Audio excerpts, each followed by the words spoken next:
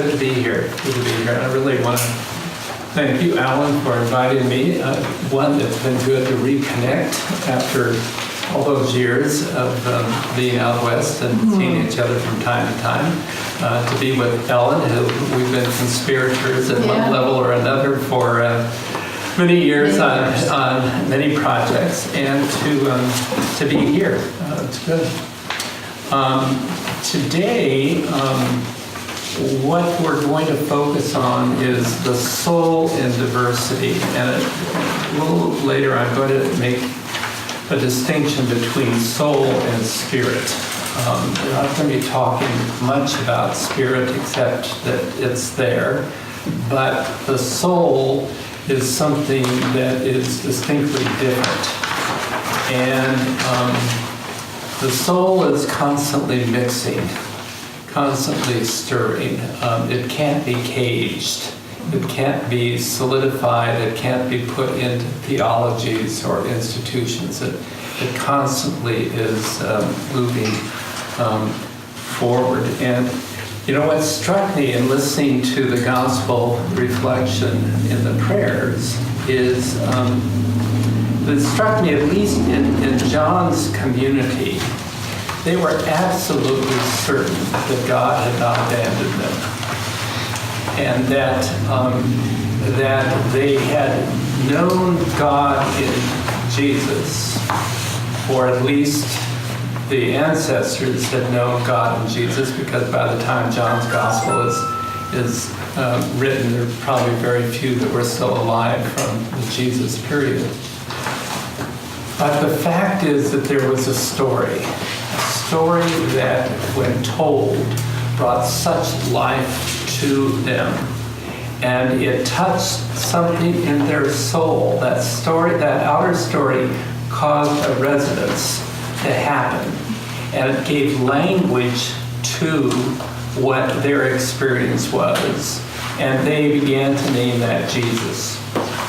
And that was the soul stirring within them, that they were absolutely confident that God had not abandoned them. I've worked for almost 20 years now with refugees, the former lost boys of Sudan, as well as working with the church in Sudan. And one of the abiding things that has caused that church to grow is the absolute confidence that God had not abandoned them. That they didn't have high theology, most of the clergy, and quite a few of the bishops have never gone to seminary. It wasn't about book learning. It wasn't even about belief. It was about experience. And that's one of the keys of knowing the soul. The soul is about experience, about observation, and about imagination. And so since we are in that part of your cycle having to do with being fed or being equipped, these qualities of being able to listen, to observe, and to trust our imagination of what pops up, not because we're designing anything, because more than likely the soul will dismantle whatever we design, because, as Paul would say, in the conceit of our own mind, we tend to build these systems believing that if we could build the best mousetrap, as the suffragan bishop of California once said, that we would bring them in, we would gather them. So we're not talking about what you're being called or moved towards in terms of going forth. Today is a day of formation, a day of going deep into one aspect of formation, which is the soul. Alan, you said earlier, how does this translate into small groups? Actually, my parish was a very small community, and what has helped me was one of the great Anglican missionary and missional theologians by the name of Roland Allen, and we were talking about him in the car, who went to China just before the Boxer Rebellion and was expelled for that rebellion. And he wrote a book called Missionary Method, St. Paul's or ours. Yeah. And basically what he discovered in China was that God has given to every community, no matter how small, sufficient tools to be on mission in that place. And therefore, the mission of the church belongs to the community gathered. So it doesn't matter whether you've got 5 members, 10 members, 20 members, 40 members that show up on a regular basis. You have enough to be on mission. Now what that requires is that you observe what is in that circle gathered community. You need to listen in a different way, and that's really what we're looking at, is how do we listen, how do we pay attention in a new way today, and ultimately to trust your imagination. Not because it's been done before and we can go to some school of theology or pull a book off the shelf or order one on Amazon because you're this great guru and spiritual something or other, got all the answers. What we found at St. Philip's in the 28 years that I was rector there is that oftentimes we were so far ahead of even exploring these questions of what it means to live interculturally.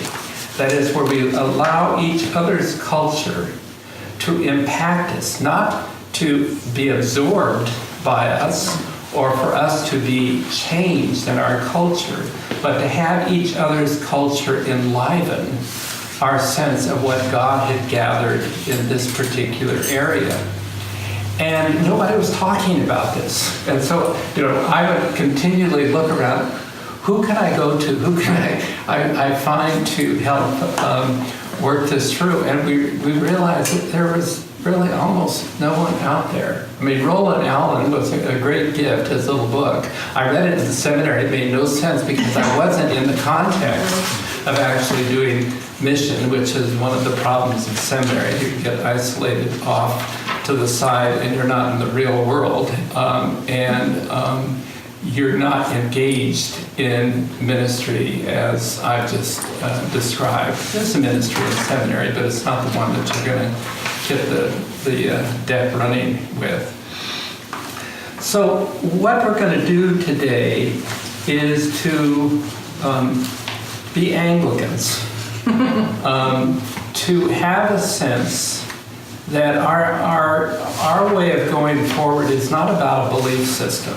If you're terrified of the idea that next year you're going to go out into the world and be evangelist, and the only image you have comes out of an evangelical mindset of standing on the street corner and saying, "Do you believe in Jesus?" which always petrified me from the time that I was religiously assaulted by evangelicals as a kid, being asked that question and didn't know how to answer it. And, thank God I was in the Episcopal Church, and really there was no necessity to answer that question. What we're doing today is to say the fact that we have all arrived here means that we're already been sent. We're already engaged in the trenches. And that if somehow we can become confident in what our own soul is doing and what the soul of each of our congregations is doing, and that God is instructing us and informing us through that experience as we observe, as we imagine, as we listen, we will be sufficient. Jesus spent a lot of time forming his disciples, and he knew they wouldn't get it. And right up to the end, they still didn't get it. They all went to sleep in the Garden of Gethsemane because it was too much for them to handle. But he did at one point send them out 2 by 2. And what did he say? Don't take anything with you. not even an extra pair of clothes, extra pair of sandals. He wanted them to go cold turkey so that whatever town or village they went into, they would have to pay attention, they would have to listen, and they would have to imagine, where is this movement of God, which Jesus called the kingdom of God, which is an unfortunate translation into English because the word kingdom is actually a verb. The kingdom does not exist anyplace. It is the action of God. So it's the reigning of God, the movement of God in the world. And so that's what we're doing here, is where is the movement of God in your local situation? And the remarkable thing is that because we do believe God has some hand in everything that we're involved in, He has created an intercultural world in your communities with all of the immigrants that are working in the various meatpacking industries or agricultural in some way, let alone the other diversities that are present in your community. You didn't cause that to happen. And even those that have come into this country trying to find a way to survive, if not have a better life, they didn't even cause it. It was the soul of God, the soul, or God moving through the soul, that is causing this new condition to happen. So when you either complain yourself about the diversity or you hear other people complaining, you know exactly where to point the finger. It's God. It's God doing it. Whether you like it or not, it's God. The question is, what are you going to do with it? What are you going to do with it? Are you going to complain and to be disturbed? But Jesus said in the Gospel of Thomas, which many scholars feel is probably an authentic collection of the early sayings of Jesus. Jesus didn't say to Mark, write this down, this is the story I want you to tell me, and then he talked to Luke, and now write this down. This came out of an oral tradition, the gathering of the stories. And in the Gospel of Thomas, I'm not going to quote it directly, he says, you will wonder, and then you will search, and then you will be disturbed, and then you will know. What? You said, what were the 4 words? Wonder, search. You will wonder, search, be disturbed. In fact, probably one of the tests of knowing whether the soul, you are really listening to the soul and being guided by it, or living in relationship to it, is if you are disturbed. If you aren't disturbed, then more than likely you're not really on track. John Sanford, an Episcopal priest who wrote a book called The Kingdom Within, did a seminar once at St. Philip's, and someone asked him about angels, and he said, well, you can always tell you've had a direct encounter with an angel if you've been scared to death.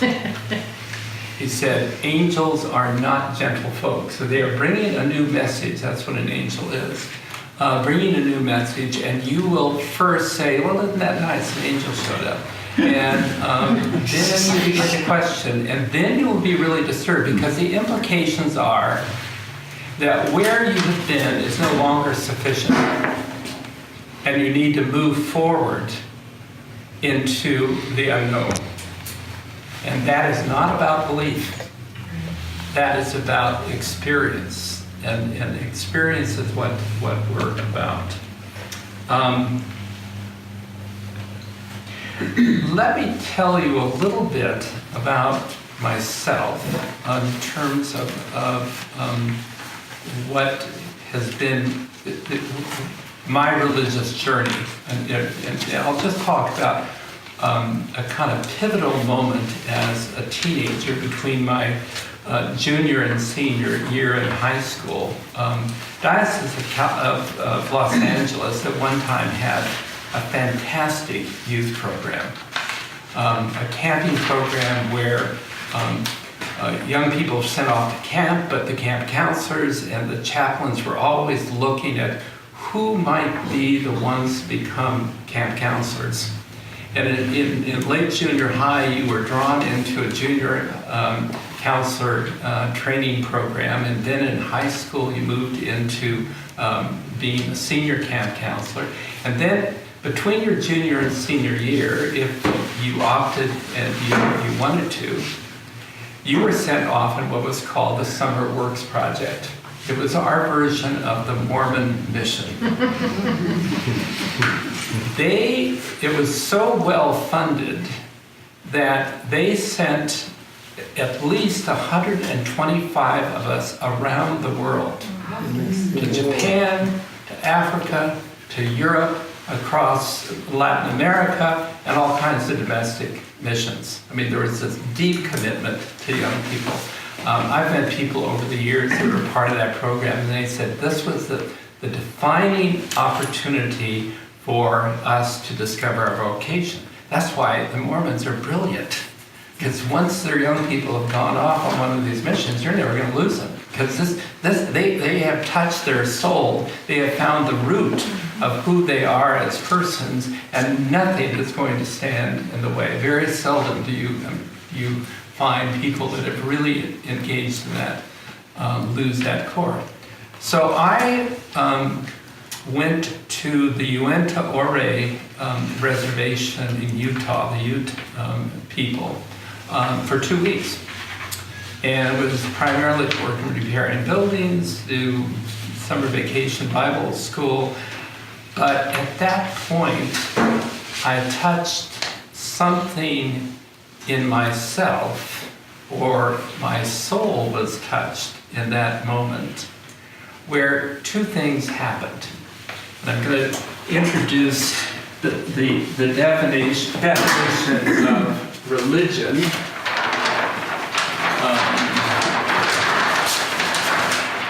The two Latin roots for religion are religare and religere. Religare is to be bonded together or connect, and we get ligament out. The ligaments hold all of our muscles and tissues together. And so that is a religious process, connects us to something deep that is within the tradition, deep that was in the community, within the culture. But the other word, religere, means to observe carefully. We say, she practiced the piano religiously. Or he was involved in caring for his garden religiously. Or she observed the movement of the stars religiously. This observing religiously.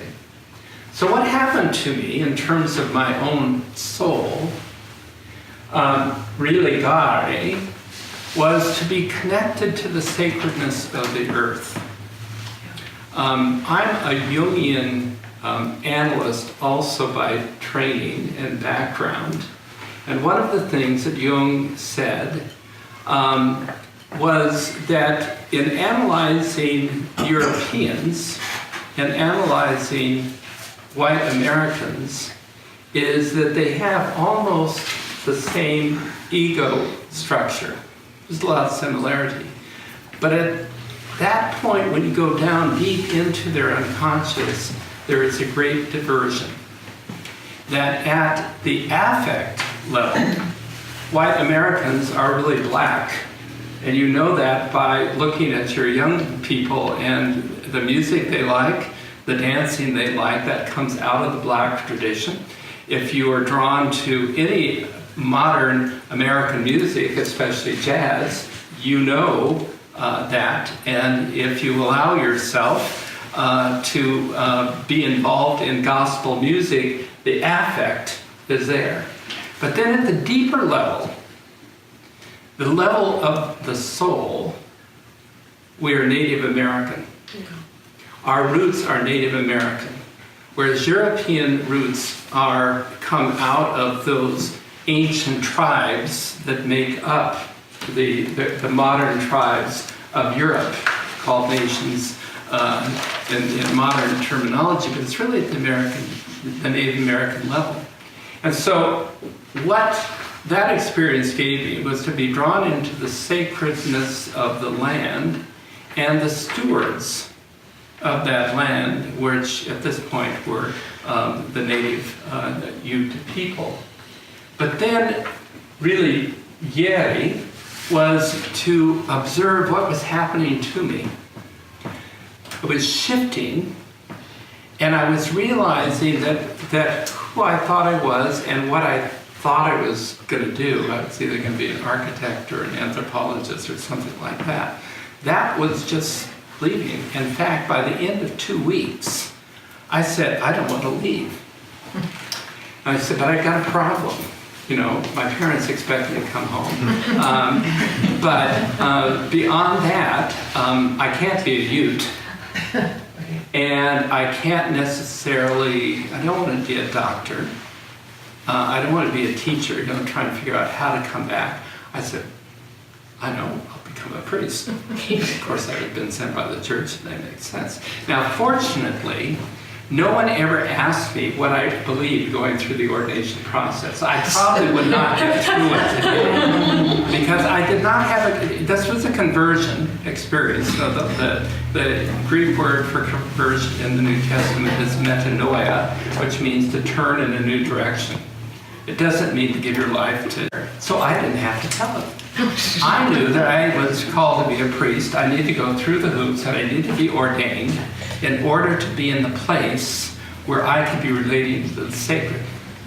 Today, unfortunately, we've been inundated by an overkill of the evangelical tradition where people are focusing on belief, not on the soul.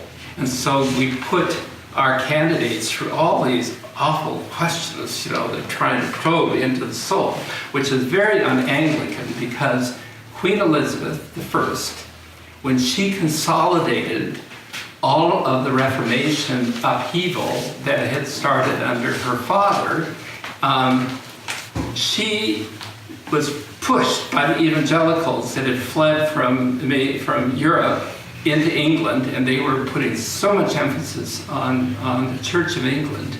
And she said, I will not make a window into the souls of men.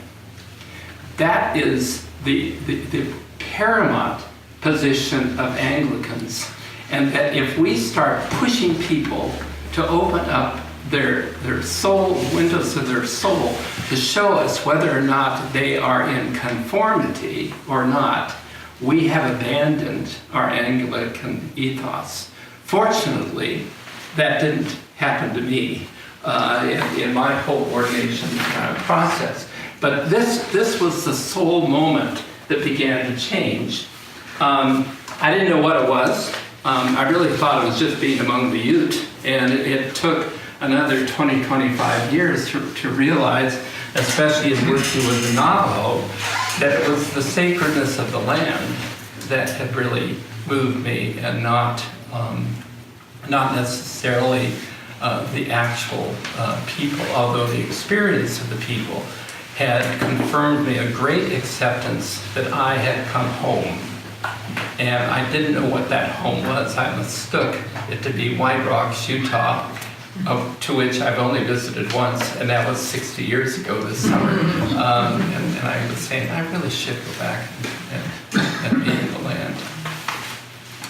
So let me open up and see what questions you might have at this point, and then we're going to move into a guided meditation, kind of touch more deeply into where our own souls are this morning, and then move forward into some Bible reflection using a parable of the kingdom that Jesus used as a clear insight of what we face when we deal with those things that are within us and within our communities.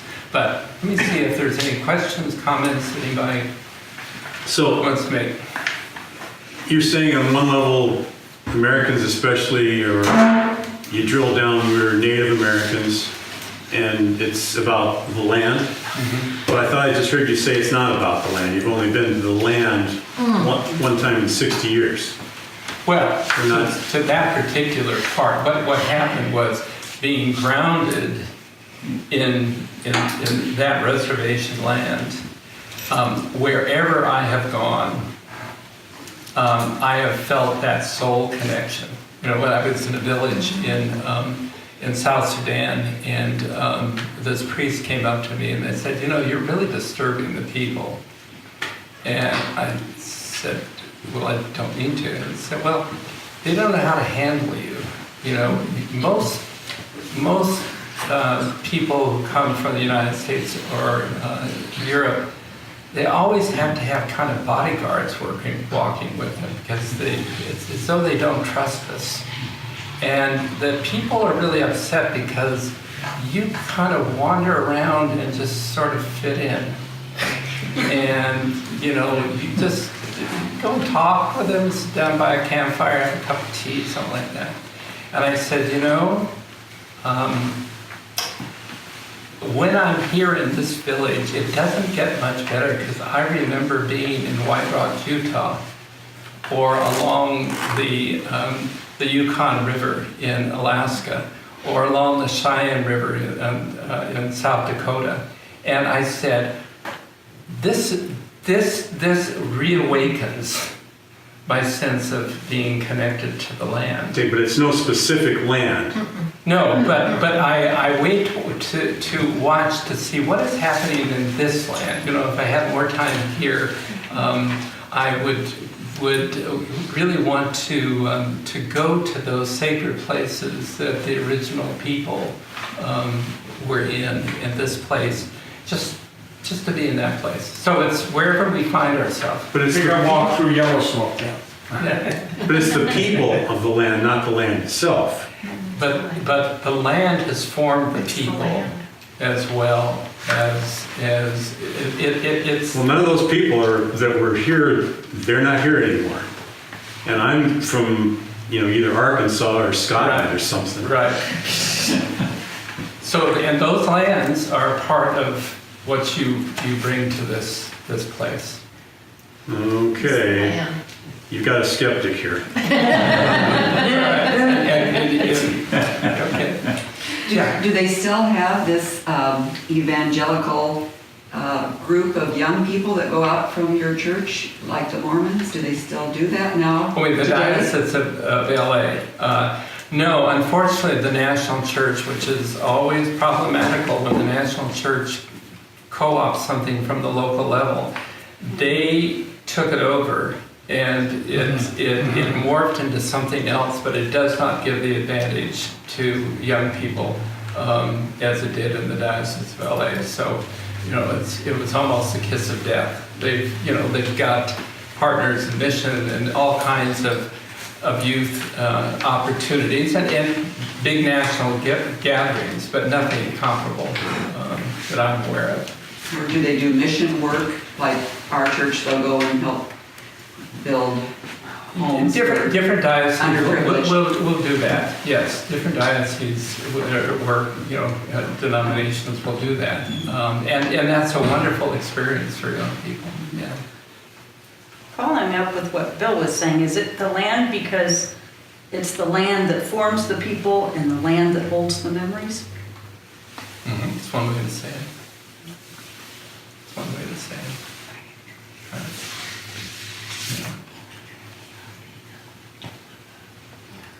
Yeah. Anything else? I wonder if that's why pilgrimages are so powerful, such powerful spiritual experiences, going to a place, you know, like Iona or Santiago de Compostela, places that are somehow especially formational. And I think, just on the simplistic, non-theological level, I'm flying home. Just being home, there's a sense of calm. There's just a sense. And I think I can relate to how you're saying, you know, being among the Ute or in Utah, and just certain places just inherently ground you on almost at a visceral level. And that's a description of the soul. Theology is of the spirit, and the soul is at that visceral level. As you work with that,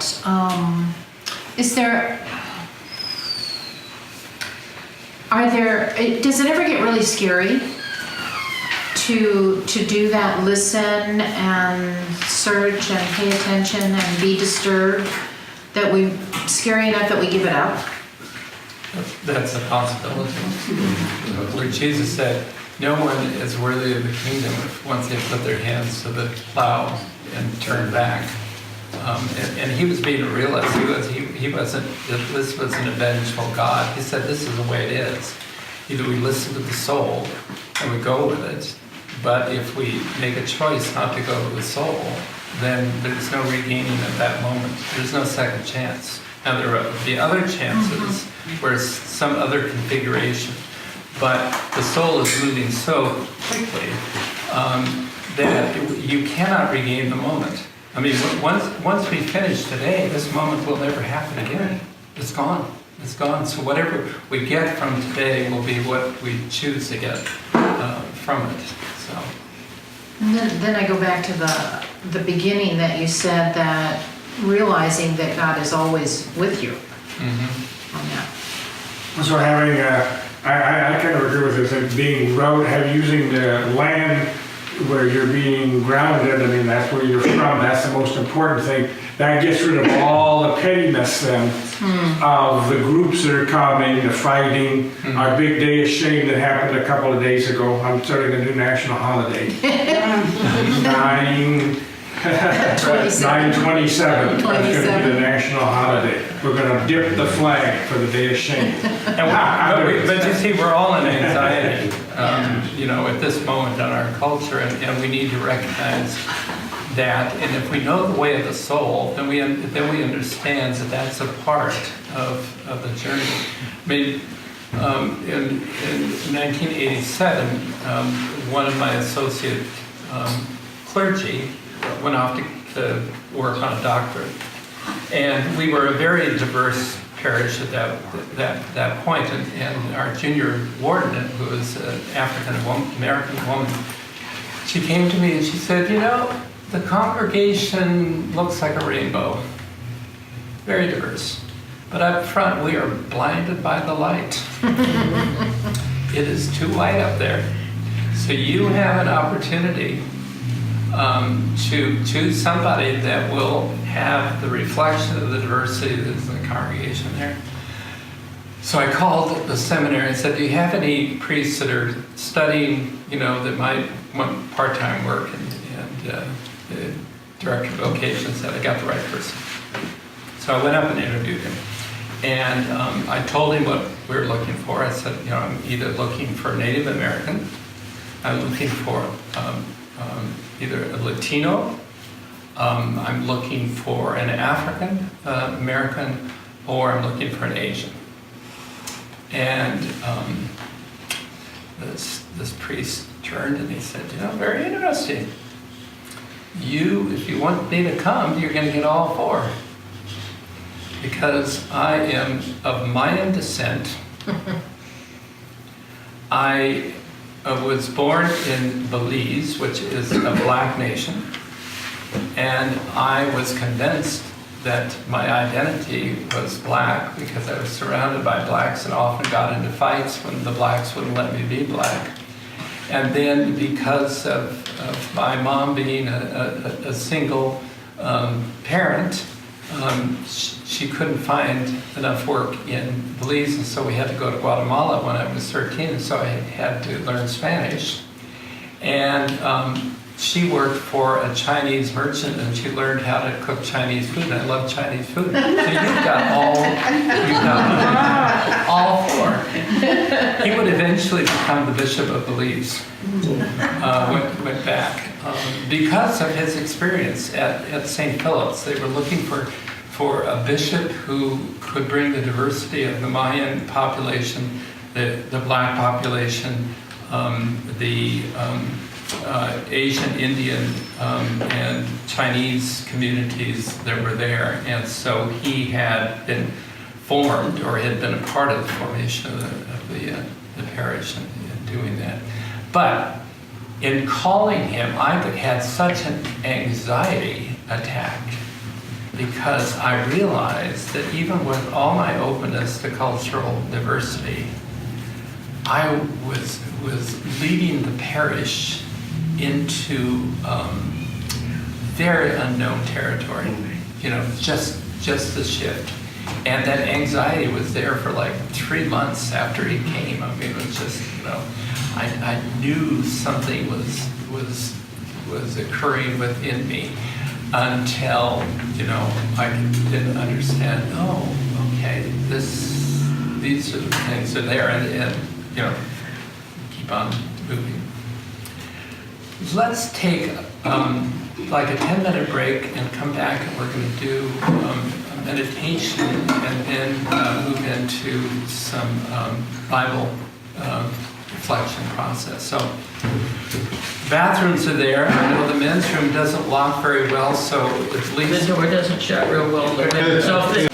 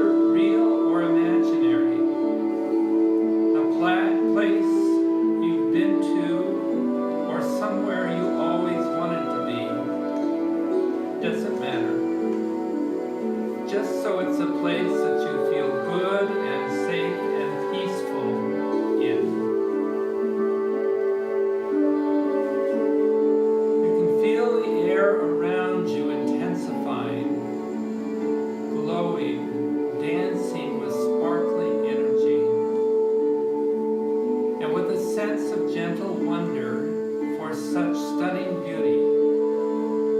You feel the warm energy of the light moving down into your body, softly entering your head and neck, filling your shoulders and your chest, gently penetrating into the tightness around your heart, soft and easy, massaging and opening, steadily surrounding, softening, soothing any deep pain that may be in the heart.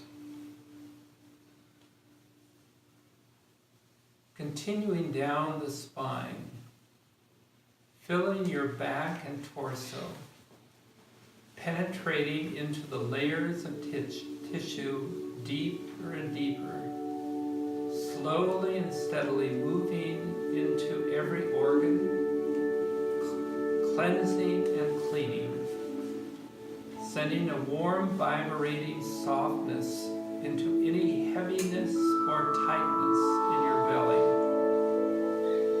gently massaging and opening, filling it with powerful, reassuring softness, and moving down into your legs and filling your feet and all the way to the tips of your toes. You suddenly realize that you are not alone, that you can sense a warm presence all around you. And looking around, surprised but not surprised, you see that you are surrounded by gentle, loving beings, immediately recognizable as allies, smiling and nodding in the soft beauty of the light, warming you with their protective presence. One of them softly approaches you, and with a deep, gentle look directly into your eyes, gently touches the center of your chest with a warm, gentle hand, sending comfort and solace deep into your heart, soft waves of nourishing, loving comfort right into your heart, which may be carrying some heaviness. And suddenly you are certain, you know with your whole heart, with your whole being, that there is a place where nothing is lost, where all the love and sweetness, direct or disguised, that ever passed between you is still alive,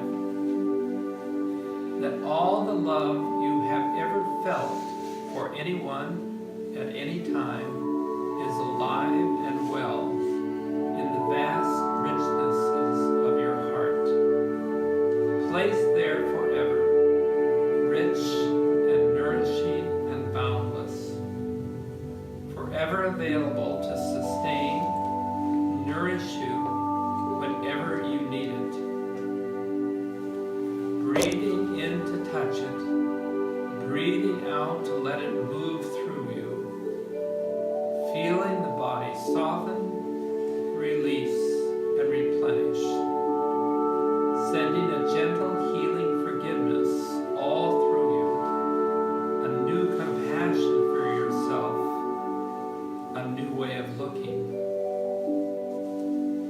You understand that you are being shown that everything you experience might be a teacher showing you something you need to know about your life, about yourself, and who you are, and who you are becoming. You understand that even this will look different to you in time. When you know more about who you have become, when you are connected to your life in a new way, when this too has become part of the depth and richness of the texture of your being. You see the deep, gentle warmth of the eyes that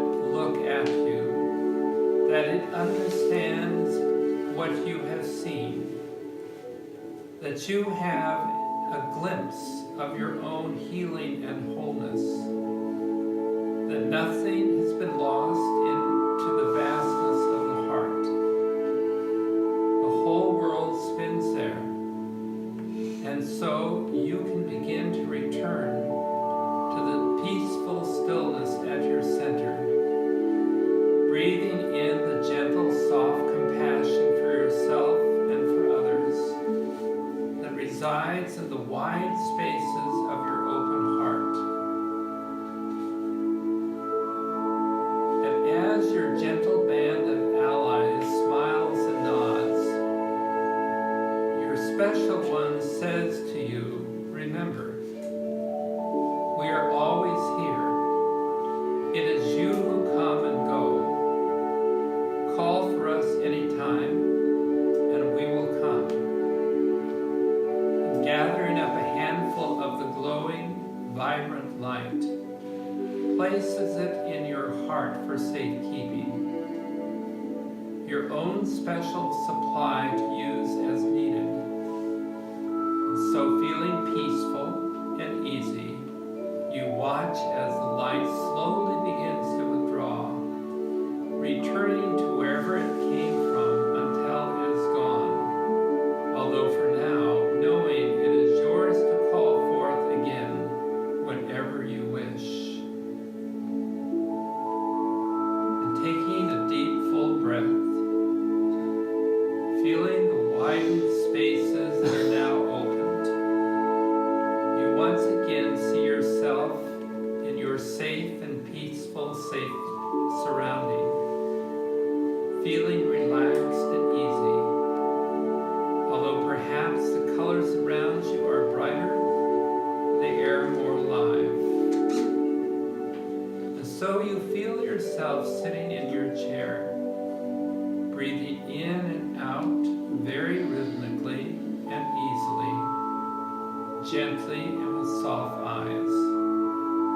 And now come back into this room where whenever you are ready, knowing that in a deep place that you have done important healing work here and that you are better for this. You are in God's hands, and so you are.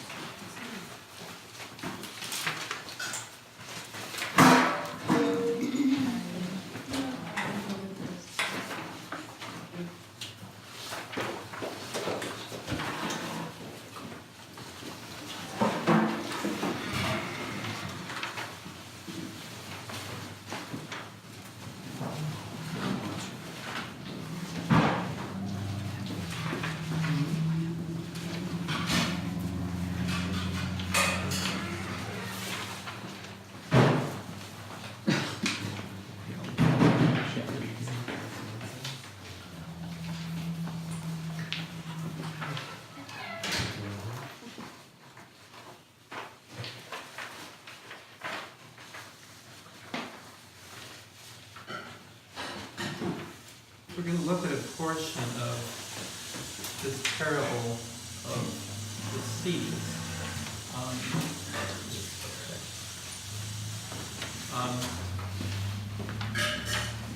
The process we use is called reading between the lines.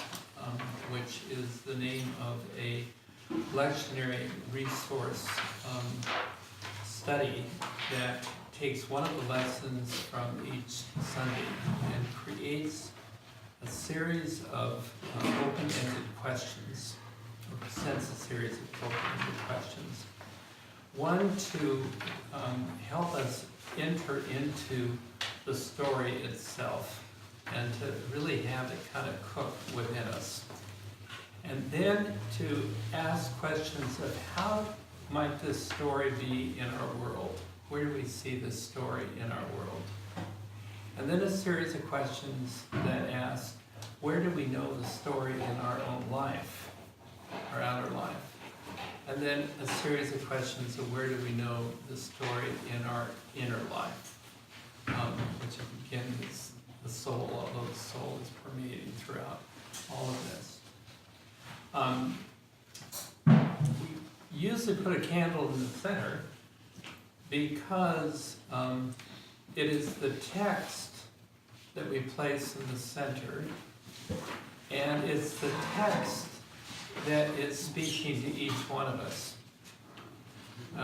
Someone came to the group that I lead using this method a couple of months ago, and he said, you know, this shouldn't be called Bible study.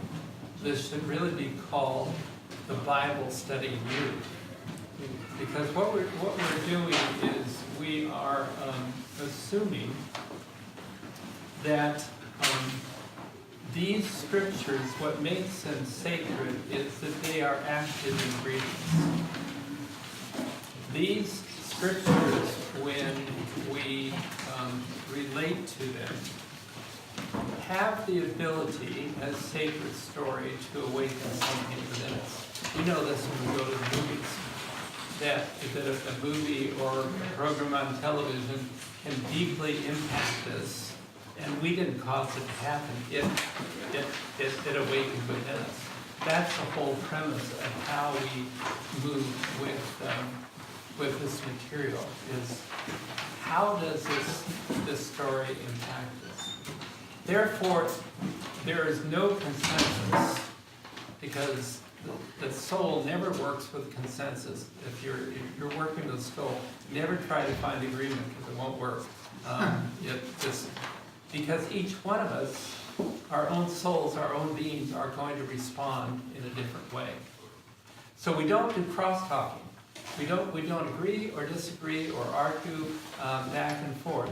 We respond to the text in the center that is coming.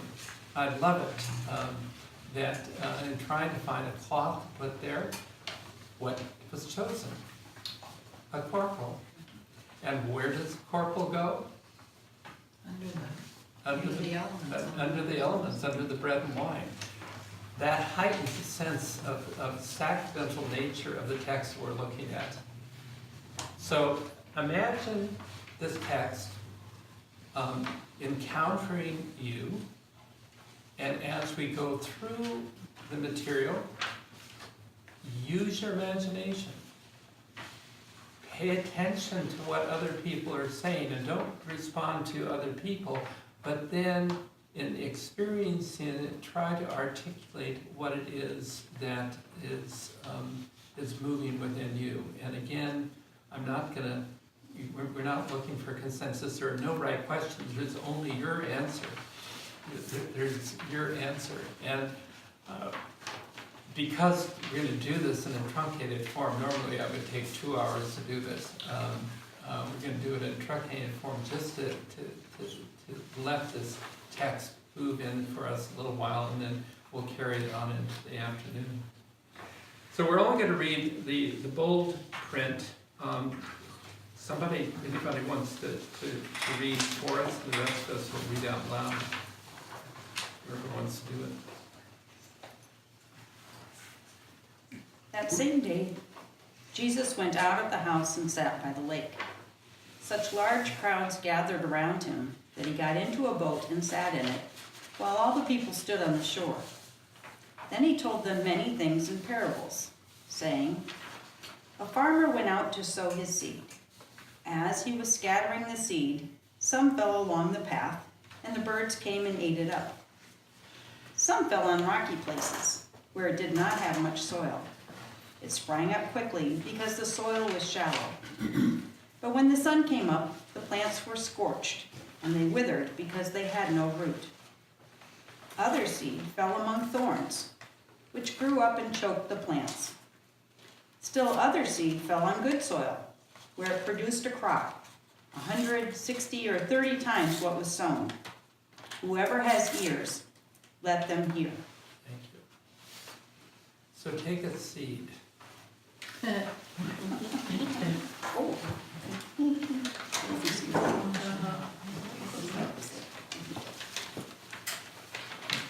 was hesitant to bring corn into Iowa. I wasn't even though it's been certified, I didn't want to be arrested at the border.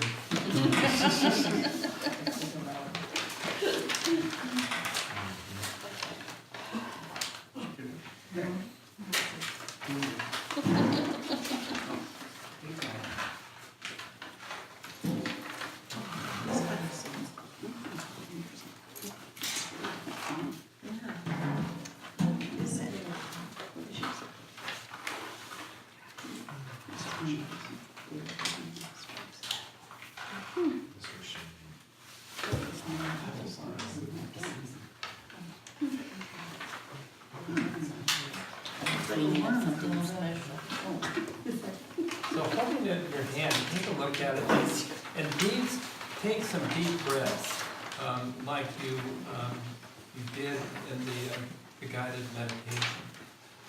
Breathe into that seed and let that seed breathe into you.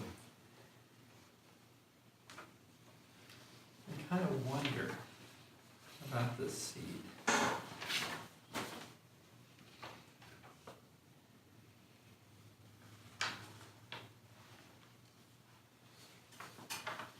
What is a seed? What are the possibilities? What comes to mind when you say seed? Potential new life. This life waiting to be brought up. The life's in there, but it's gonna come up, maybe. What else? Is it edible? I'm hungry.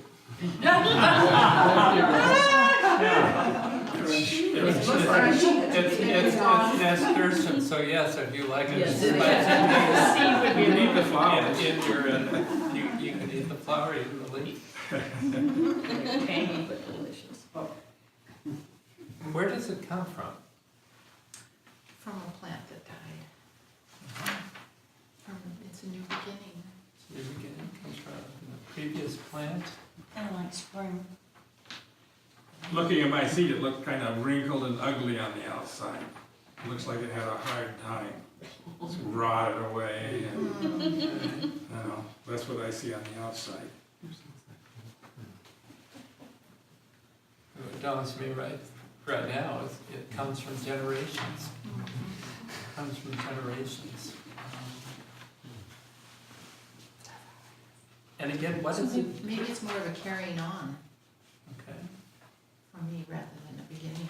Well, let's look at what does it do? Carry on? It passes on. Passes on. Kind of the circle of life. Okay. It's part of the circle of life. It too will die if it's planted. It will grow and produce anew. It's kind of like humans. We're not going to get there yet. So hold that. You're not off. Just hold it. Well, it carries those signs of life, that DNA. It carries the what this plant's going to look like, doesn't it? Which is unique. It is an nasturtium. At least that was packaged that we had. It looks like a nasturtium seed. And what does it need to grow? Care, Soil, water, sunlight. love, care. Here. Oxygen and carbon dioxide. Okay. A little carbon dioxide is good for it. But being a nasturtium seed, it doesn't need much fertilizer. A place to be. And it's helped to grow by what? Or who? My God. Nasturtium seeds grow better if you scratch the surface before you plant them. So if you damage the seed, it actually grows better. So you're to take each little seed and scratch it? If you take a knife or something and score it, Really? it actually germinates Or- more quickly. Or freeze it, or eat it and poop it out. That's a- Thank you for that picture. That may be a little bit too much, but now There you go. it's an example of cross conversation. We're gonna hide behind the post here. Timing is Its enemy might be what? birds. She's hungry. Squirrels. Weeds. My dog. Too much water, flooded situation, too much heat. Too rich a soil. Too much cold. Meat. We'll get into human in a minute. Her enemy, my seed's enemy are farmers with the GMO crops that are poisoning everything. Okay. And so Uh-huh. chemical Chemicals. alterations. Mice. Competition from other plants. And seeds, Neglect seeds are waiting where? everywhere, Seeds are waiting where? Everywhere? everywhere. Where's everywhere? What would you expand everywhere? Where are they waiting? They're waiting. Imagine, what comes to mind when you say seeds are waiting everywhere? What immediately comes to mind? Weeds, soil. Well, all of My the, grain bin, yeah, all of the plants that are, have had their season. In Iowa when the wind blows. Yeah. Yep. There. Yep. people have gathered them in and kept them in big piles. Is this the point where we say humans? Say low. You can? Hold that. That's better. On the ground. They're Last Home time, Depot. Lots of seeds at Home Depot. So this is one of the parables of Jesus where he uses seeds. And John Dominic Crossan, theologian, biblical scholar, said, parables are meant to be told and then for us to look out of the corner of our eyes, because they're never literally true. What they do is they awaken a vision in us, but we look out of the corner of our eyes to see where they may be actually happening in the world. So last there's the this coming Sunday, be very interesting to see what you preachers do with the gospel about chopping off your hands and cutting off your feet and plucking out your eyes. Good luck, baby.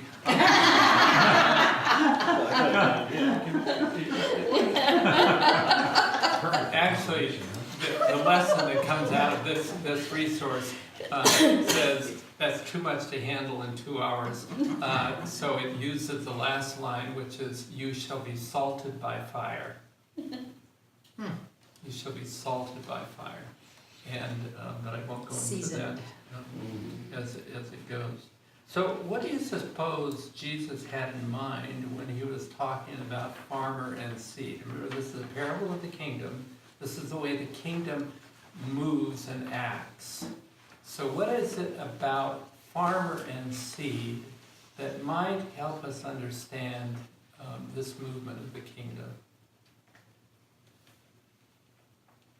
What comes to mind when you think of farmer and Being seed? fed. Growing to feed. Okay. What did you say, Carolyn? Growing the seed to feed. There's an active partnership there. Hang in there, there might be a better year next year. I just was out of the office and signed up for my government check for my beans, because I'm only gonna get $7 a bushel. So perseverance, hope. Yeah. Okay. The determination in the farmer. What else? There's a lot of care and understanding what kind of care is needed. Mhm. Intentionality and planning. You need to decide what type of soil you want to be. Yep. Mhm. And maybe even prepare that soil before you actually do the planting. And it goes, Brings to mind the stewardship of the soil that it's given to us, we're stewards, even though we pay taxes and own it. We are just the stewards while we're here to plant that seed and take care of it. so that sense of stewardship, even servanthood, in relationship to the soil and the seed. So what to Jesus might they have represented as he was trying to talk and teach about the kingdom of God? What might these qualities that we have named, and certainly, in this process, if all of a sudden something comes up in response to a previous question, you could say, let's go, I need to go back to what you asked about 5 minutes ago. So if anything comes forward, just bring it forward. What might farmer and seed have meant for Jesus in trying to get across this movement of the kingdom of God? I never really had this link before, but I'm linking with my mind with the words of when he sent them out 2 by 2, and did not tell them to go everywhere. Don't go door to door. Just stay where you're received. Move on, and if you're not received at all, just shake your feet off, dust off your feet. I somehow feel that there's a connection between that approach, which is kind of strange, to what we're hearing here. So there's a selectivity. Well, a haphazard selectivity. And we'll get more into that in a minute. What else might he wouldn't have known the term metaphor, but what metaphor, what symbol might this have meant to Jesus?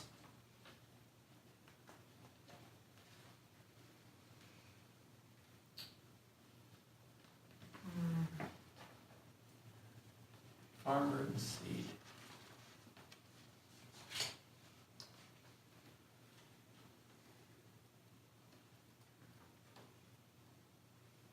Stepping back one question, I was thinking about process and time. It's not something that's instantaneous, and there's a whole process to go through. Yeah, we remember, the other parables of the seed, the field has been planted, the workers come in to the farmer and say there's all kinds of weeds growing, should we go out and weed what is there? And he says, no, let them grow to fruition, and when it is time for the harvest, we'll separate what the weeds are from the good. So there's a mystery. The farmer does the planting, does the preparation, does the planting, but ultimately there's the mystery that is occurring. There's also an expectation that you know what's going to come out of this seed, but it may not. I mean, it's the remaining open to the new experience every time that this any seed cracks open. What's it going to be? Yeah, there's some plants that, at least in coloration of the flower, Right. you never know what. You never know. Even though it came from a white flower, it may come out red or pink or something like that. So for some reason we feel that need to nurture, even though we may not know what's coming at the end. Might we? Now, something they Control. You can't control at all what's coming. I mean, a metaphor. No, and It's got, But I often find myself with living in those expectations. Yeah. If I'm gonna plant this whole row of nasturtiums, that's what I want to come up. You know? But it may, what would I do if it didn't? Or if there was that one ugly duckling in the whole, set of eggs there? What would I do? And the revival was planting, Yeah. it was a sowing of seeds. And like the nasturtium, I don't know whether or not here, nasturtium seeds winter over, if they've just fallen into the natural ground and just can survive the cold. I don't know. In California, they winter over. They don't here, but they reseed. Yeah, well, that's the reseeding. They reseed, but they don't winter over. Well, I meant the reseeding, where the seed can survive in the cold. Because all these seeds, I have absolutely no idea what color they are. And maybe you want to plant them and report back in the spring as to what color while you're eating your salad with nasturtium blossoms. Let's look at some of the conditions. The path. What is a path? What do you associate with path? Direction. Busy. A plan. Where someone's gone before. Mm-hmm. Path in English law is a one path, one direction that someone has crossed on public or private land every day, at least one for a certain period of time. It becomes a public. Public path. So somewhat a consistent way. So what does it go through and where does it go?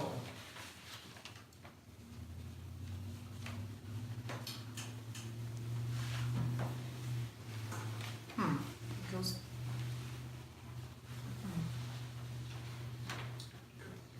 Well, I may not know where it goes. Sometimes I do. Sometimes it's a shortcut between, my house and the store. Mm-hmm. But sometimes I may not, but it goes through my life. Mm-hmm. I see it as unending. Sometimes it goes in a big circle. Mm-hmm. Where you start is where you end up. Yeah, Mhm. yeah. And it goes, Sometimes it tells us where we should have put the sidewalk. Yes. Yes, that's Good one. That's This one goes back to my days of groundskeeping for the college. The Yeah. sidewalk was 2 blocks out, Yes. from the girls' dorm to the main building. There was a path, right? I think it was a college or university here in Iowa or nearby, where the architects were very wise. They said, we're not going to put any pathways in until we find out what is going to be the normative direction that most people are going to use, and then we'll put it together, rather than having a walkway that eventually everybody's walking off another way. The bishop talked about the common law definition of path. The new definition, or new concerns about path, is the path used in artificial intelligence in evaluating whether something is successful or good that we're teaching the machine. And the path is one of the options, one of the ways through.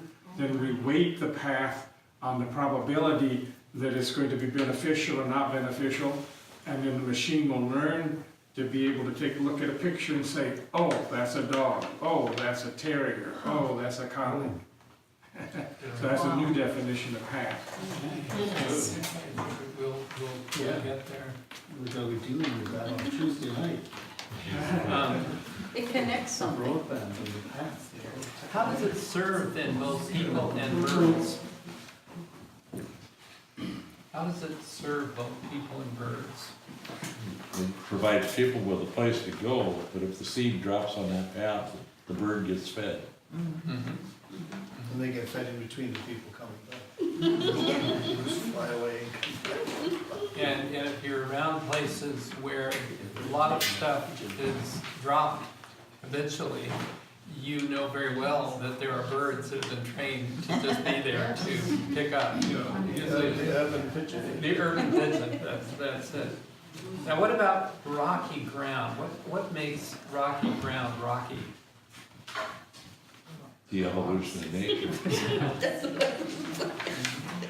Poor stewardship of the soil washed away.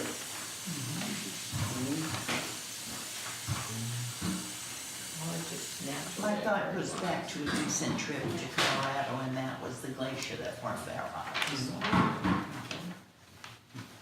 But maybe, as you were saying, the natural condition where maybe soil has never been formed, it's just in the evolution of that particular part of land.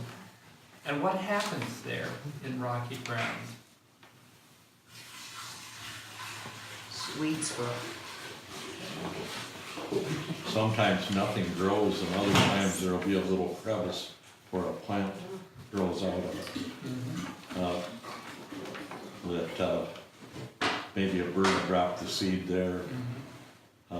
Some plants have roots that, like in Iowa and the Midwest, we have leafy spurge. It can grow year after year, and the roots are 20 feet deep. And some plants prefer to sit on top of rocks, and they will do poorly. They like incredibly well-drained places, and they'll send their roots down. And if you put them someplace that's not rocky, then they won't grow. I have sneaky weeds in my yard that have been programmed to know that you have a very short growing season. And therefore, in a very short period of time, you've got to blossom and produce the seeds, because there's not gonna be water, there's not gonna be the nutrients, and so you gotta get there, you gotta do your thing, and then you're gone. And it's just amazing how quickly that can happen. Jesus says what in this parable? What does he say about rocky ground? Scorched and withered. Comes up fast, goes away fast. Yep. Whatever we said about seeds and the intention of the farmer, this is the outcome. What about thorns? What takes place among thorns? Into your wild blackberry, whatever thorny conditions. Keeps people away. Doesn't keep my chickens away though. What else happens among thorns? The thorns go faster and shade them, so they're Right. overcome. So one of the conditions for growth, namely light, is not available. And Jesus says they grow, but they're choked out. Good soil, what makes good soil? Depends on the plant. So what are some of the conditions depending on the plant? What do you, Good soil needs some nutrients in it that will provide for the seed that we planted.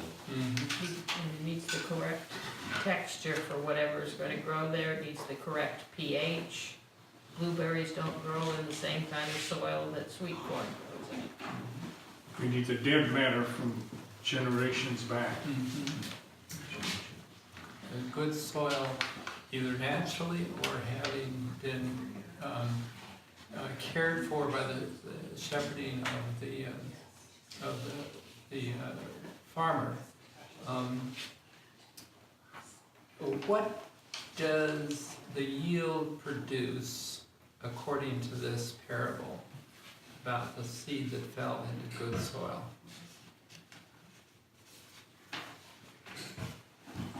It's got a chance to produce more bushels or seeds per acre. Yeah, and how does Jesus explain? What does he say?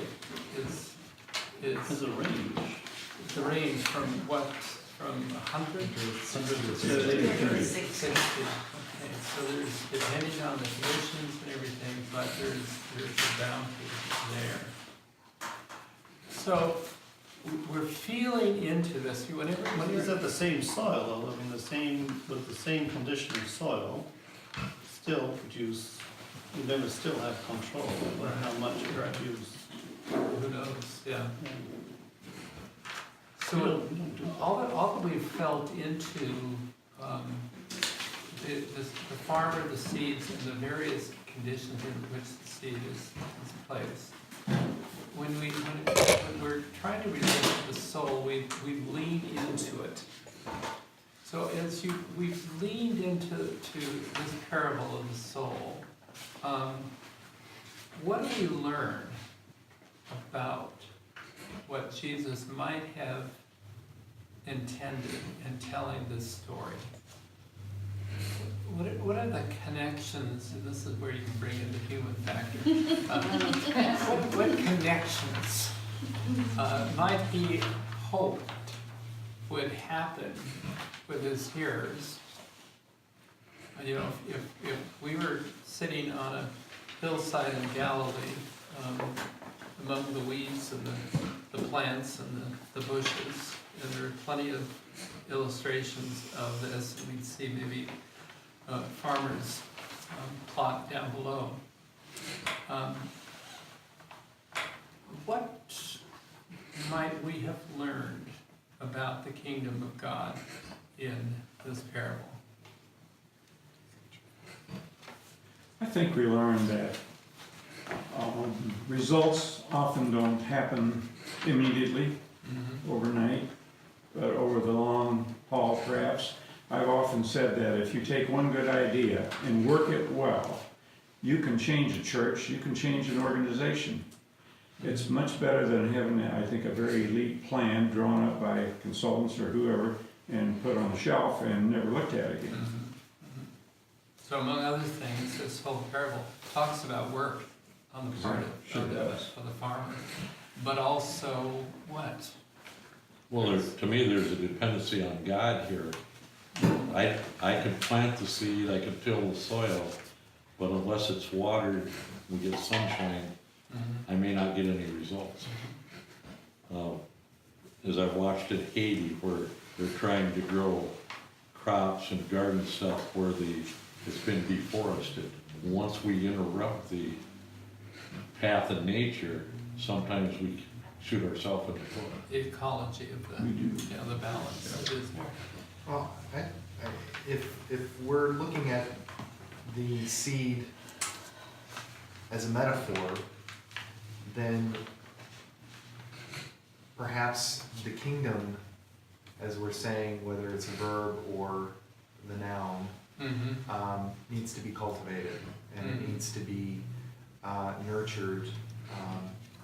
I think you were talking earlier in the day about being in a community and you're surrounded by the earth or what has come before, and it's been nurtured over years and years and years.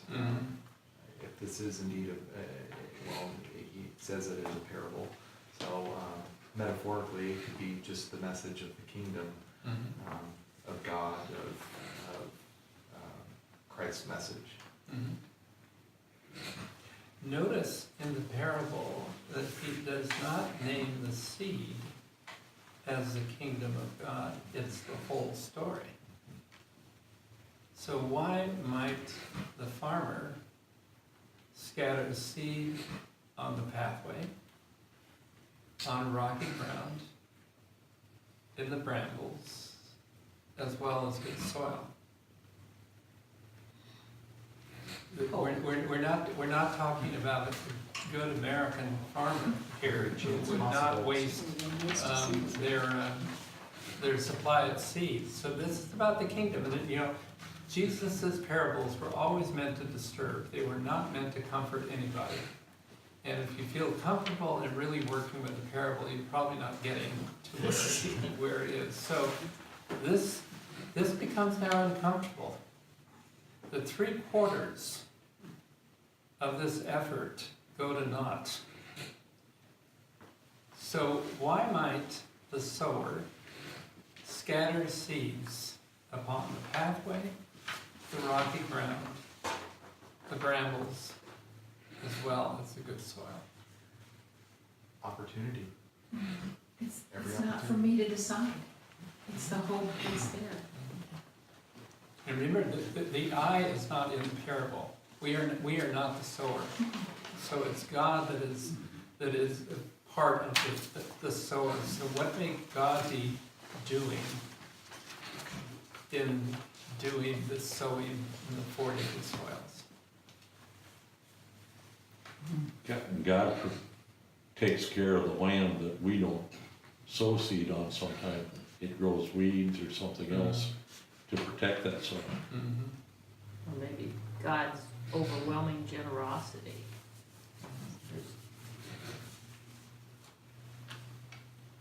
Where evolution works is by chance, something can take off and change. And so if we never took a chance and we only planted corn in the perfect soil and never took a chance, we would never have the diversity we have now. This is saying something about that entity in which we live and move and have our being that takes this kind of chance. Now, one of the characteristic things about the disciples as the authors of the Gospels presented it is they are often clueless. They don't get it. So, putting yourself in the place of the disciples, why might they not have gotten it? Or what might they not have gotten in hearing this parable? What would have been so difficult for them to embrace that this is an expression of the kingdom of God? Could it be a lack of faith because they've always done it this way, like we get into sometimes? Tradition tells us this isn't the That way the we know seed, God. the seed is only supposed to go one place, and that's in the good soil where you know it's likely to grow. You don't experiment around. So we're religious people, and God is only going to work with good people because we're the good soil. There's no judgment. Why waste time? Why waste time where we've never explored or never, Right. Part of what's going on is there's climate change too, because like in the Dakotas, soybeans were down in the southeast corner and it was all wheat and rye and flax.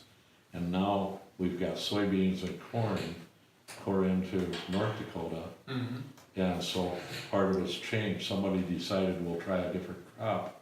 And in that process, we've, if you take a NASA map, our picture of the Midwest looks similar to the rainforest in the Amazon because of the way we've changed and Shifting, planted right, crops and okay. done things different. And so, but again, what might have, the disciples not knowing that as one of the end products, what might have been so confusing or confounding for the disciples to hear this is the way God is working in the world? I think another one is the yield, because they didn't have gigantic fields, they had smaller plots. So why would it vary so much? So I'm not presumably the church's answer is at the bottom of the page. You don't want to say Jesus said that. Yes, right. And of course, So that the early would, church answer is at the bottom of the page. exactly. And of course, most biblical scholars would say that all the section in italics was added by later editors. It was the church who could not stand living with the tension of what Jesus said, so they had to interpret it to say, in case you don't know, this is the official Orthodox. I'm the one that picks up on it. Well, of course, I mean, most preachers are going to immediately jump to what the early church said. We're not talking about the early church, we're talking about Jesus and what Jesus was doing, because he was not a Christian, remember. And none of the disciples were Christians, they were all Jews. And the early church was Jewish, and it was a continuation of that. And Paul is really the founder of Christianity, and John's gospel is really the gospel that the church picked up and moved with. What is it what has become clearer to you in hearing this, and what is still confusing? And we're going to take a lunch break. So, what becomes clear as we've kind of cooked this parable, and what is still confusing? What would you have liked to have added or explained? Because see, that's exactly what the early church did. Some editor came along and said, no, they aren't going to get it, so let's make it clear. So Jesus said, none of the New Testament was scripture until the Council of Nicaea in 325. So the church felt it could alter text, even though the tradition was pretty solid, but it could alter text, it could tweak what didn't seem to be that comfortable, and so let's make it a little comfortable. That's why it's important to find as many ancient documents as possible to see where the tradition might have moved. Coming back, what is clear, what is now more confusing to you, and what would you have liked to have had included in that parable?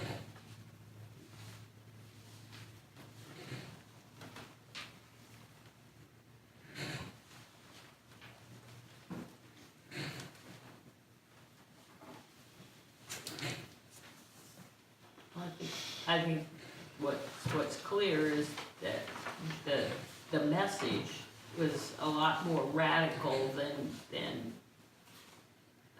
even people in the early church could handle, and so it gets watered down. That's why I think maybe Mark's gospel is a little bit less doctored up.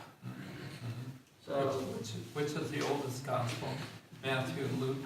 Then you had Mark, rearranged the narrative to fit their own purpose, and then added additional things.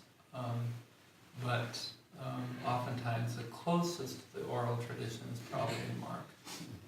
And Paul very clearly in Thessalonians said, I'm really not interested in the historic Jesus. He didn't say historic Jesus, but he said, we're a new creation and we don't need the history of the past. Of course, he never knew Jesus. So his experience, which is the foundation of Christianity, was without the actual experience, and there's almost no reflection that he knows any of the oral traditions of the teachings that are found in Matthew, Mark, and Luke. When the number increases the crop, the thing that bothers me, or that I need to make more clear, is it sounds to me like it's magic. Like this isn't real. I know that I plant a seed on and maybe get 20 or 30 new seeds. I'm not going to get 30. I'm not going to get 60. And why have a decimal number 100? I'm not going to get that out of my crops. And Jesus. So it sounds like this is wicked. This sounds like magic. And Jesus would have said, you got it, because I often teach in hyperbole. And it's hyperbole, yeah. It's hyperbole. That and proofs of hyperbole is to get people's attention. Like you, this is impossible, And Jesus said, you got it. Now you're getting close to wrestling with the soul and the spirit. All right, we're going to put a comma here.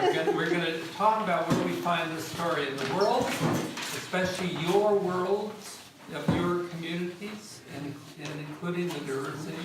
Where you know this diversity in yourself, in your own personal world, and then where you know it as your inner world, and bringing in all the seeds that God has planted. Remember I said earlier in the morning, the multicultural reality that we are living in, we didn't cause, neither did the people who have come here, really, because there's a purpose here. This is a garden. This is the field, and we're going to look at where are the pathways, where are the rocky grounds, where are the brambles that we need to pay attention to, and where is the good soil, and how do we care for all of that. Do you suppose those could be interesting questions to start on during lunch? Not as a group, but maybe in whoever you're with? Whoever. We'll come back to it.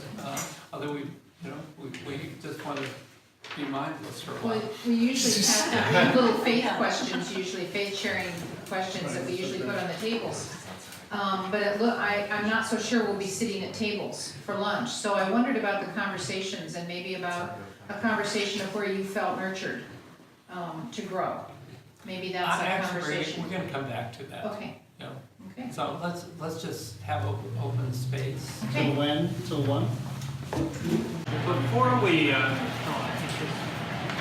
let this parable guide us forward into the whole question of diversity and how we respond to it, I want to add something about soul and spirit.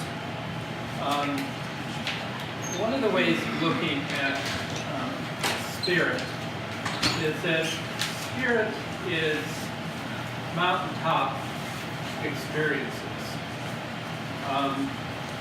It's the kind of activity where we want to have a clear, broad view of everything. So people's libraries are filled with books by experts who have the broadest view, theologically, medically, anthropology, literature, whatever it is, the broad view. And there's great values here. I mean, you know, that's where liturgy, where our church institutions are, great music, great art, all of that is there at the level of the spirit. But the soul exists down in the valley. This is the mountain. And so the soul is down here in the valley, which is the place where we move and live and have our being. Even though some of that is up here at the level of spirit. But the soul is more in the muddy places. And it's very mercurial. That is, it can move in multiple directions almost at once. And oftentimes gets us into trouble. Because the spirit is concerned with codifying, with organizing, with institutionalizing all our hopes and dreams and efforts. And there's a great purpose in all of that. But the soul is already operative. One of the ways to understand soul is because we live in an age of computer technology. In computer technology, those processes that happen behind the scene are called demons. The demons are the processes that oftentimes appear to lie dormant, but when you hit a command key, print, the demon printer process lifts up and prints. Now, we've all known we've hit certain keys and it hasn't worked. Now, we can either call that a virus, an invasion, or perhaps our machine, the programming is not working and so it needs to be reprogrammed. But it's the demon. Now, it's very interesting. In ancient Greece, the Greeks understood the movement of the soul, which in Greek is called psyche. And the movement of the psyche was described as the movement of the demons. And that, unfortunately got drawn into the early church, and anything that didn't work for church leaders was called demonic. And if you haven't read, what is her name? Not Ingalls. It'll come back. She calls it the human face of evil in the early church. Basically, bishops, and he's overdoing this, we'd have to. Basically, bishops, anyone who opposed a bishop was considered demonic. And if you look at the early writings on evil and demons from Clement on, all the opposition, you know darn well that when he was describing, because it was always he, we don't have many writings from women. It was that the human face that they were talking about in terms of Satan was probably a rival bishop or an independent theologian or a monastic who was countering their point of view. So you have to set aside any Christian idea of what demons are about. But going back to its origin in Greek thought, the pattern of the demons came forth in stories, and they call those stories mythos or myths. If we want to know what is the background stories of a people, you need to know their myths. What is it that is operating in the background, almost independent of ego choice? It is just happening. There's a great book called The 9 American Myths. And it talks about the myth of innocence. You know, we are shocked when we are pointed out what we have done in the world. We can look at England and we can see what the empire did to destabilize the whole known empire or any other empire. But we don't even look at ourselves as an empire. But in fact, because we live by this myth of innocence. The myth of being the chosen people. Going to the chosen land. Let's sing one of the Puritan songs. I mean, that was there. That's deeply embedded in who we are. And so this book talks about all these myths that are there. So what we're doing, what Jesus was doing in his parables and teaching, he was touching into the mythic level. He understood that if you told the myth, like the Greeks understood, there would be enough resonance stirred up so that you would be drawn into this deep background pattern. You didn't have to have it put into you. It was already there, and it was just a matter of letting it come up and be activated. So when we go to hear a piece of music, either a live concert or turn on the radio or put in a CD, that music has the potential of awakening a very deep pattern within ourselves. And just think of your favorite pieces of music.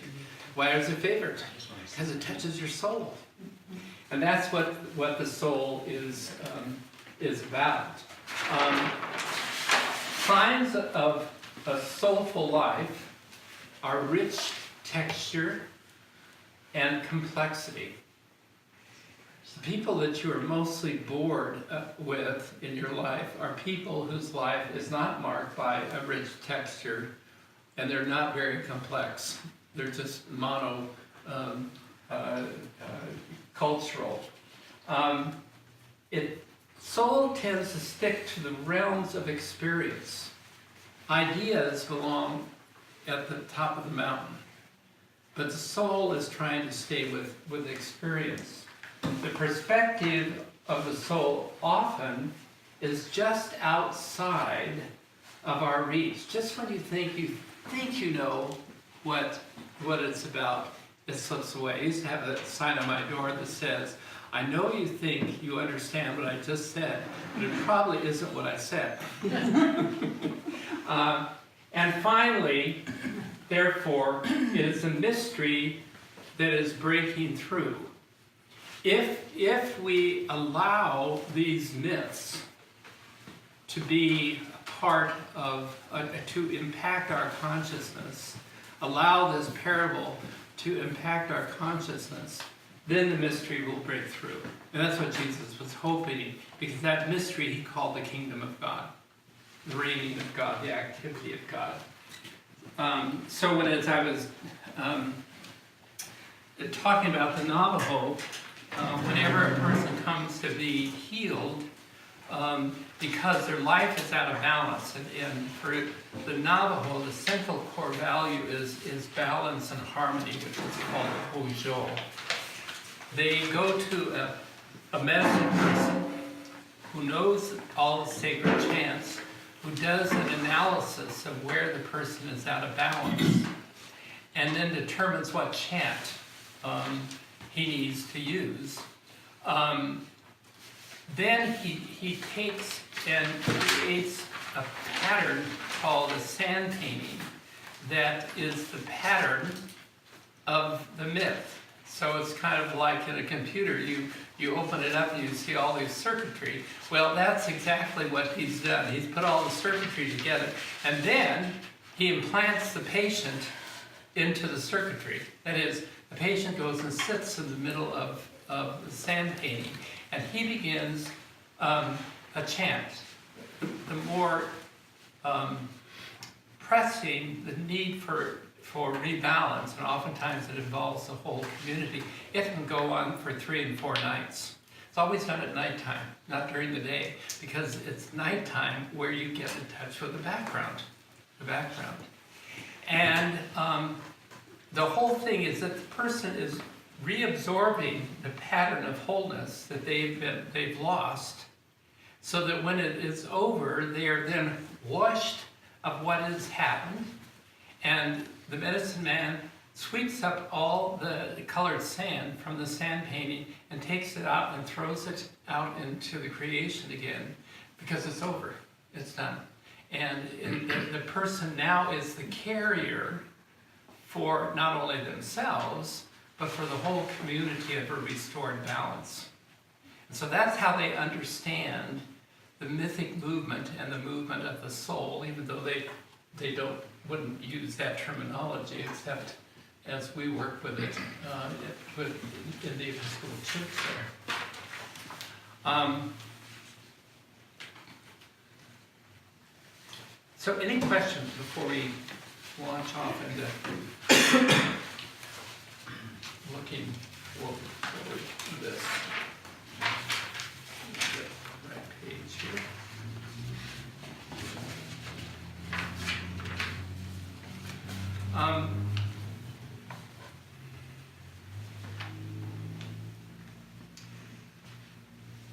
So where do we know this parable in the world? We're going to look at where is it in the broader world, and then we're going to move to where is it in your world, and especially in your congregation's world, and then where is it in you? So where do we see this sower sowing seed, and what might that seed be? Some of which falls on pathways, some of which falls on rocky soil, others falls on into brambles, and then others on good earth. Choose an hymn. Where do you see?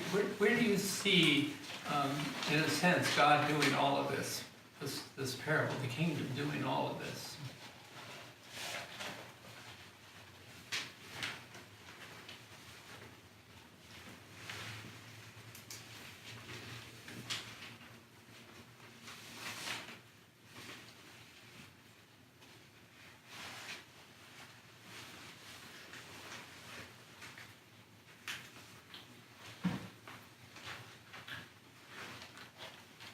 I might say my neighborhood.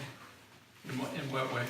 Well, I don't mean, it's just whoever chooses to live there. Mm-hmm. And somehow, for whatever reason, somebody buys a house there or rents a house there. Mm-hmm. Mm-hmm. So how do I live in that neighborhood with whoever's there? Something new arrives. Okay. This same thought has been going through my mind. We are a very small parish. We can continue to try to get new members. And we have people come, and some stay. Those are the good seeds that grow in the good soil. Some of them come a couple times, and we don't see them again. Those are probably the ones in the rocky soil. It's just the trying to get people to the right spot so they can do their thing. And we keep getting the ones that grow in the good soil, but we also have ones that come and don't return, so. Or die off. Yeah. When you turn on the news and we see, some incredible things going on around the world. What are they, and how is that expressive of this parable? A lot of thorny places. The thorns are taking over.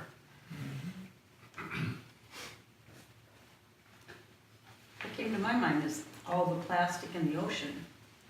And the team that's working on eliminating that, and they're testing all of that presently, but it's somebody who's extremely young, a very unlikely person that the answers were coming through. Because the question is, who's doing it? Where do we see the sower doing this? So the plastic, and it is a very, at least as being reported, it's a very young group of scientists and volunteers oftentimes doing it. Where else? Let your imagination perk up. What's the question again? Where do we see the sower in our world today sowing seed in all these variety of grounds, and who are the sowers?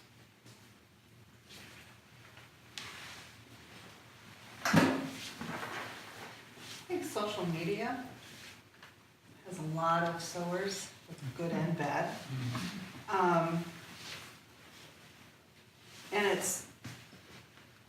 I do a lot of my home business on Facebook. I usually try to post a variety of different things throughout the day, and each day. But one of the things that I usually try to do first thing in the morning is to have some sort of a positive, uplifting post, quote, whatever. And I've just always put that out there. You never know who's gonna see it, who doesn't see it. It may touch somebody, it may not. Sometimes people scroll right past, and the thing is, it's kind of interesting because you'll have some of the same people that will, like or comment or whatever every day. And then you'll have a post pop up that you maybe made months ago, and somebody's liked it. The seed was growing. It may not have hit them the first time, but because maybe they weren't ready to receive it, or it just wasn't touching them. But then all of a sudden it did. And so I've always kind of found that interesting. And there's some that don't make any comments. You have no idea that, and some people are even seeing them for a lot of different reasons, but anyway, and then he comes home and says, hey, I saw so-and-so, and they wanted me to tell you that they really, really like your daily post. Really? Well, it's kind of cool. I had no idea. Yeah. But when you are putting those seeds out there, you don't always know who's going to be accepting those, or noticing them even. And they might not for a very long time, and then all of a sudden something will click, and that seed takes off, and it grows. And that can work, towards the good and towards the bad. But there are lots of sowers on social media. But for others, what do we know about seeds being sown in our world, far into the world or in our own neighborhood, and who are the sowers? I think teachers, anyone who teaches something to the next generation, I think, hoping for a return, hoping to make a difference. parents, guardians, role models. I think in general, any figure that has someone or something dependent upon them, whether it's for basic Maslow's hierarchy support of roof over your head, food on the table, or something higher that feeds into the self-esteem, self-actualization, like a role model, or like Dr. Tancredi was saying about a professor or a teacher of some kind. I think our very first introduction would be with our parents. Those of us who were blessed with good parents, or a good parent, acting and planting that seed. Sometimes we rejected it, they buy you a piano. Yeah, well, I don't want to play the piano. That's a rejected seed. That plant did not grow. To use another metaphor, leading a horse to water. Yeah, exactly. How about clergy? Clergy, scattering seeds. What do we know? What are the pathways where there just isn't the soil? Where is the pathway that is so well trodden? This is not rocky soil.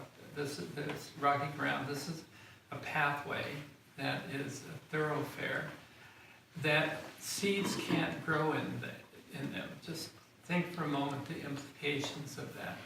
Where in our world is it so well trodden that seeds, new life, don't have a chance of being germinated?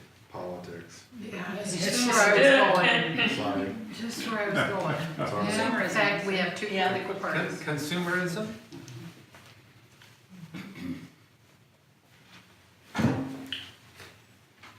mean, technology. I mean, I was talking to Ellen, and Ellen coming out, that was sitting next to a young techie who had been out in California to interview because he's tired of living in Vermont.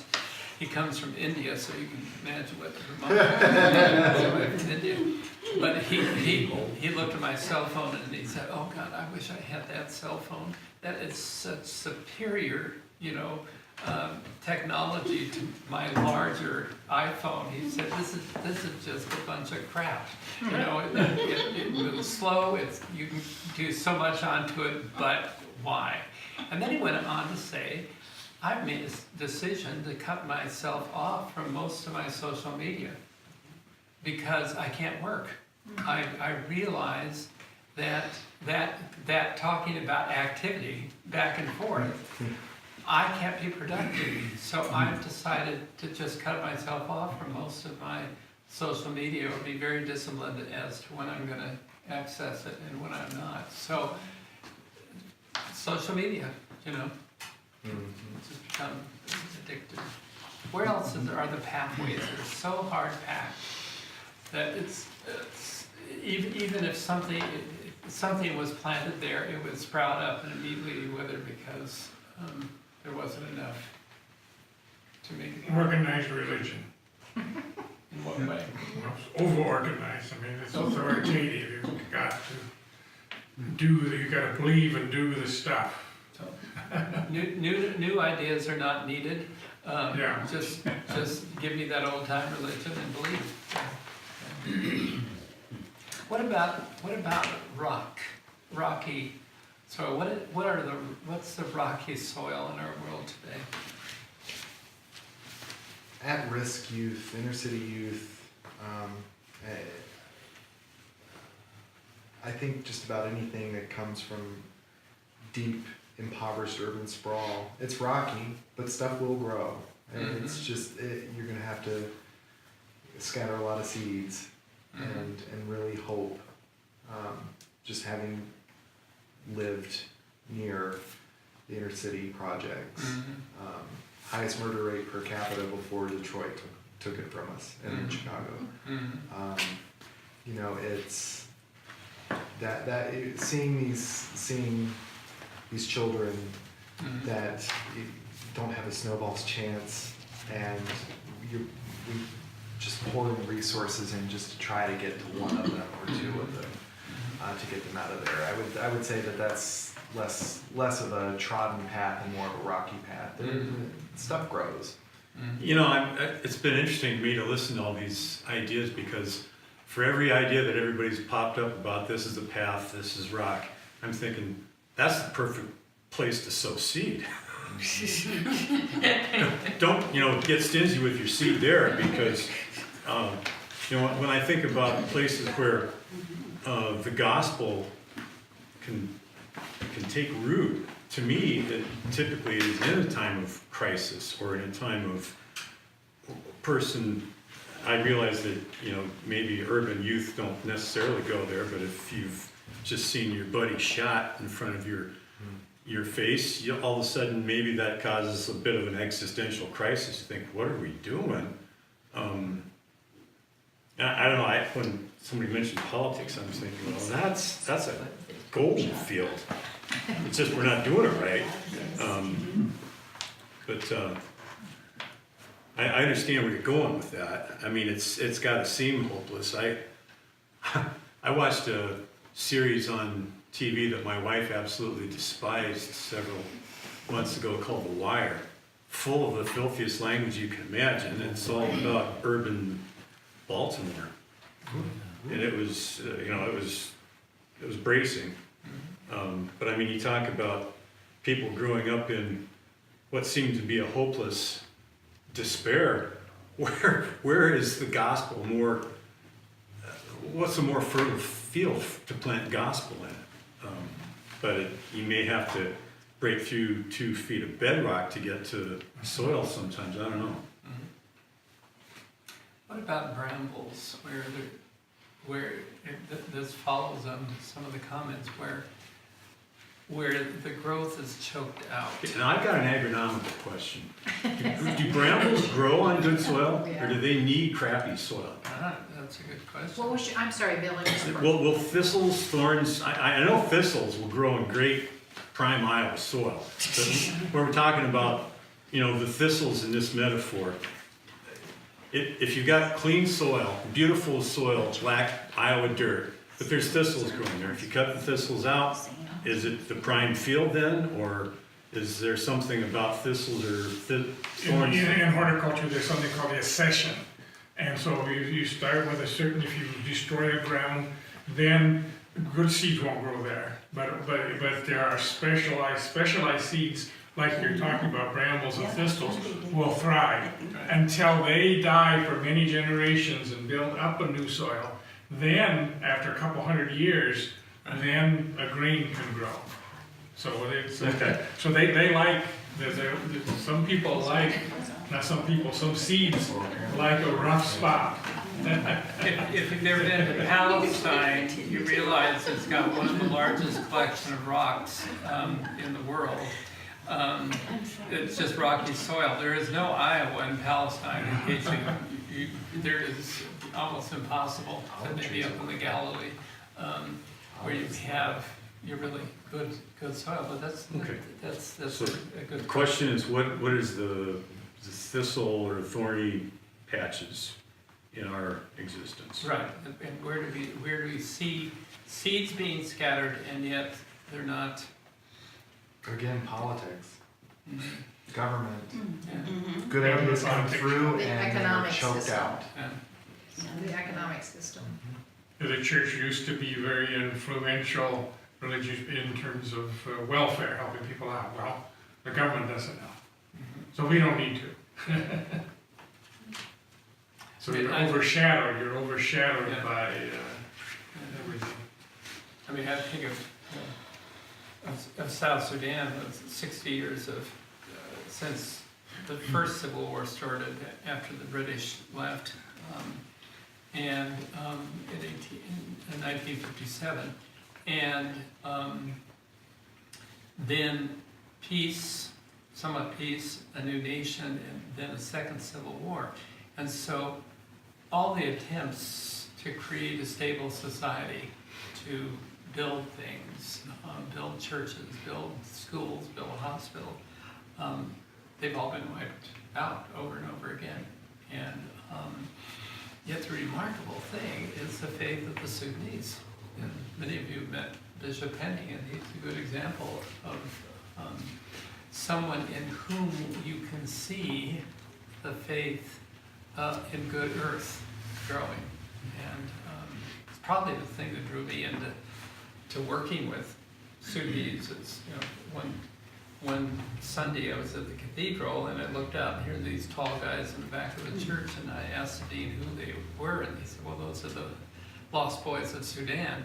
And so I started talking to them, and I was just amazed at their depth of faith, their intelligence, and their humility and optimism. And I went home and I told my wife, I think I've just started my Africa period.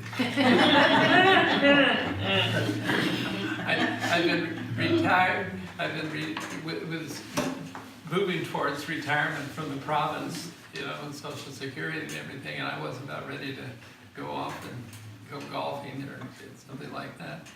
And what am I going to do? And lo and behold, these guys showed up. Well, when it comes to thistles and thorns, and I guess this is starting in my own life and projecting out around me, there are all sorts of vices and evils that we see around us. Crime, drug abuse, pornography, and we can usually get around to pretty unanimously saying, that's bad, that's bad, that's bad. But I think consumerism is something where every Christmas we like suspend our shame and say, let's get out there and buy. And when I think just internally, I can obsess on things in a way that's wholly unhealthy, about the next gadget or the next trinket or whatever, when I've got more gadgets and trinkets that I know how to store. That's why Home Depot makes it mint. Every Saturday we get in our pickup trucks and drive down to Home Depot, and that's the holy grail. And I think if you want to get into, you know, what the Baptists used to talk about, you're not preaching anymore, minister, you're meddling. You know, try to talk to somebody about, you know, you got a little bit too much stuff here, dude. Because it's sanctioned. I mean, it's practically the American dream to, you know, some folks say you define who wins in life by who's got the most toys at the end. That's right. Yeah. So let's move into the personal. Where does this parable, what do you know of this parable in you? Seeds being sown, you know, maybe from a mysterious sower. Or they get sown and then all of a sudden you wake up and say, wow, something's growing in me. And what do you know about in your personal life where the pathway was so well trodden, so familiar, where your most conventional self exists, and then where's the rocky ground and where's the thorns, and then ultimately where's the good earth? What do you know about that?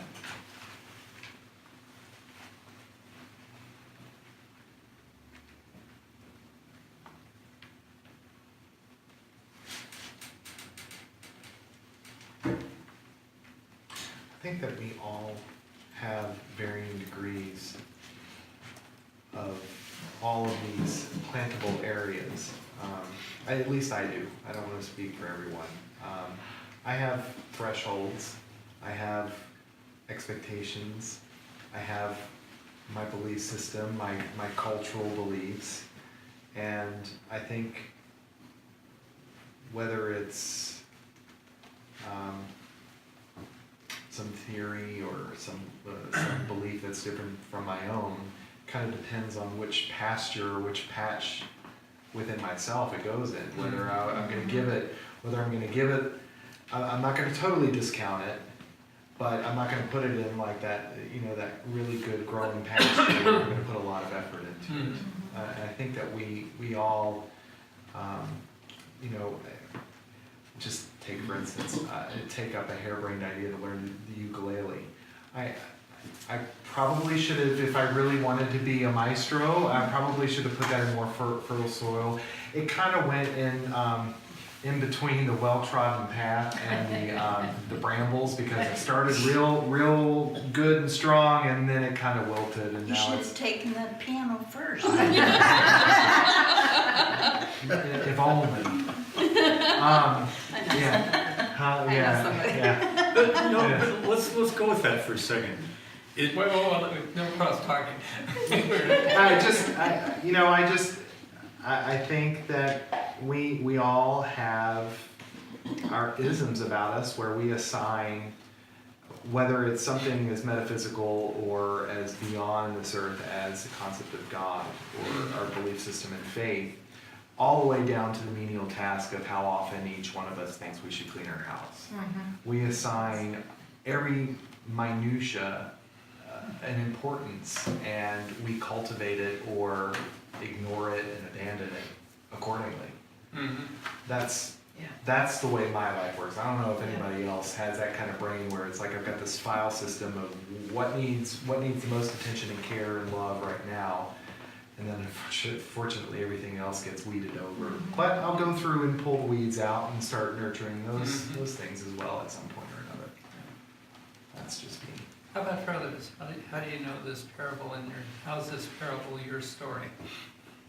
Well, what you made me think of was the way I define all of those things that come in, all those seeds that come into my life. And so because of my upbringing, because of the culture I live in, I define certain things as being not as worth the nurture. And I don't know if I put them in the bramble. I am struggling with the 4 different categories here. So, but that's what you made me think of too. It's the way I define them from my background. Doesn't make any sense.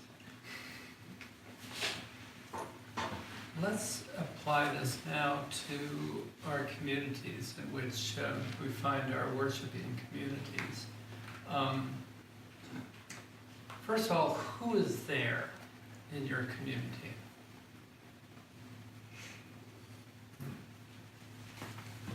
In the larger community, not the church congregation, but the larger community. Who's there?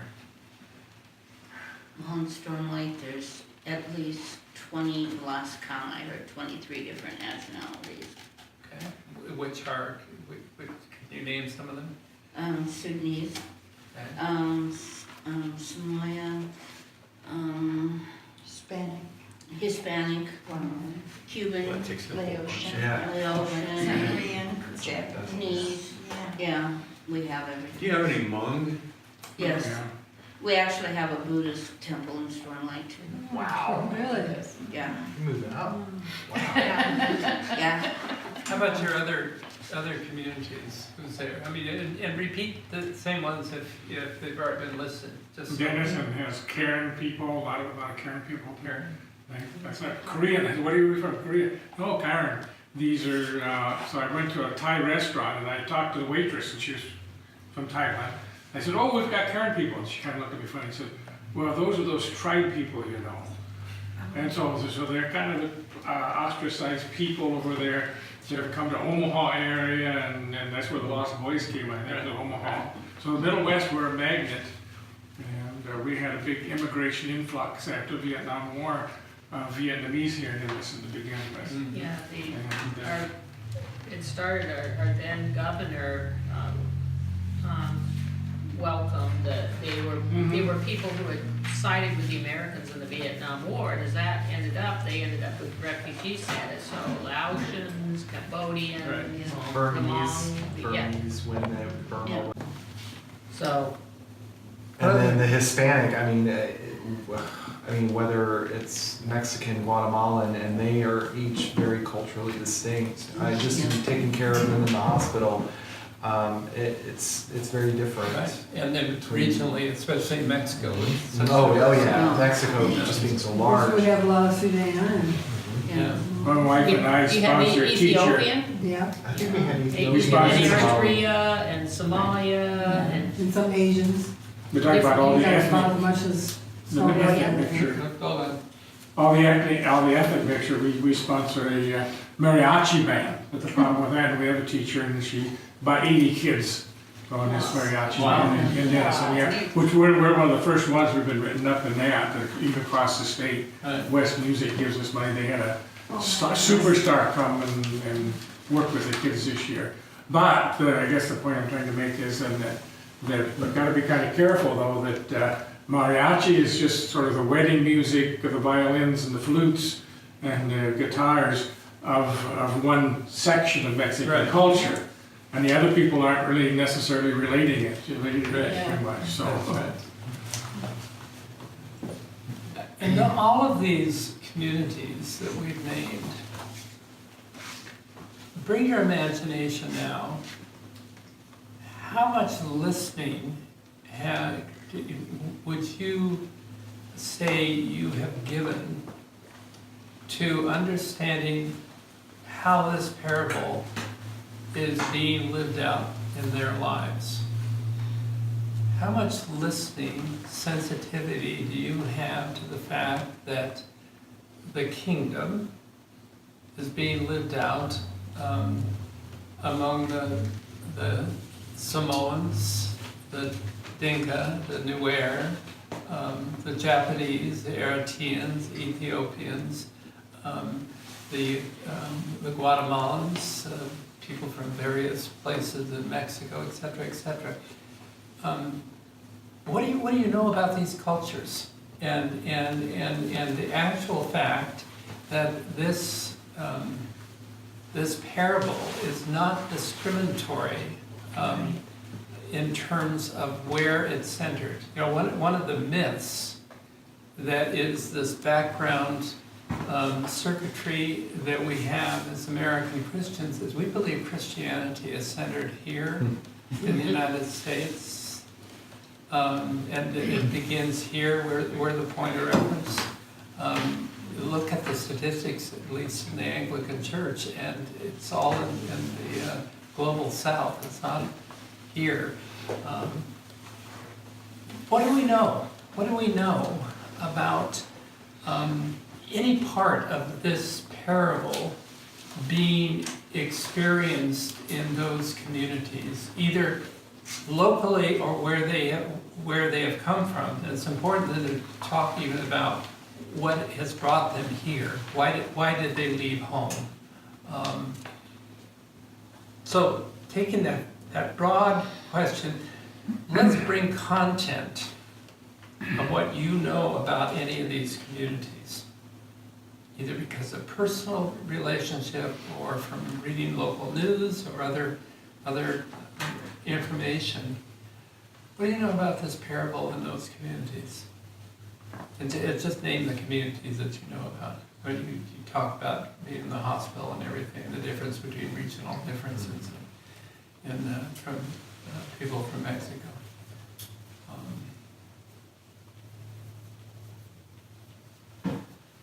Well, they're proud of their.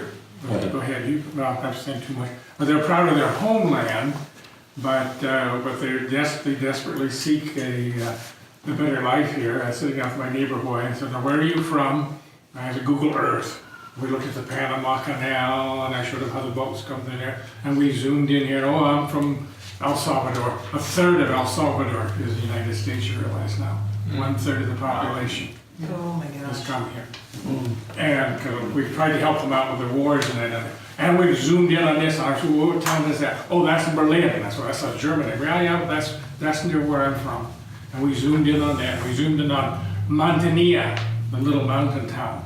And then there was a big generating plant there. There was a big geothermal plant. I showed him that. Said, oh, yeah, I know where that is. And he said, well, this is where my grandmother comes every summer and lives across the street from us. So then we zoomed in, and I said, well, this is her town. Yeah, well, there's a church. I said, well, there's a church, yeah. And I zoomed in on it. We opened it up, and up pops this picture of a woman in a pew. That was grandmother. What a story. I don't know what it has to do with this. But that's part of the listening. Yeah. Oh, yeah. So I think the seeds there, we're a big land of opportunity, but they go back to their home area. They love their homes. Mhm. And I asked about all the fields. I said, what's in the field? Well, he says it's too dangerous. There used to be cattle in the field, but it's too dangerous. There's no agriculture there now. Okay. One thought that just occurred to me, you know, we're talking about all these disparate groups of folks that have come here from other places. And it just occurred to me, I'll bet the incidence of PTSD amongst all these folks has got to be demonstrably higher than just in the general population of indigenous folks. And undiagnosed. Yeah, well, we're retired doctors, my wife and I, for 4 months now, retired. So we did packing plant excuses. They worked 10-hour shifts, mandatory, well, sort of mandatory. Don't tell the plant that, but Yeah. you know, if you don't sign up for the 10 hours, then there's consequences. Right. So there's a lot of stress, but people are resilient, and so they handle it. given Well, the I chance. want to come back to that issue in a moment, because that definitely is the brambles, if not another aspect of the ground. It's important to understand the prevalence of PTSD. Where else do you know anything about this parable and these people? We have a Guatemalan in our congregation, and he speaks about the violence back home, that just plain wasn't safe.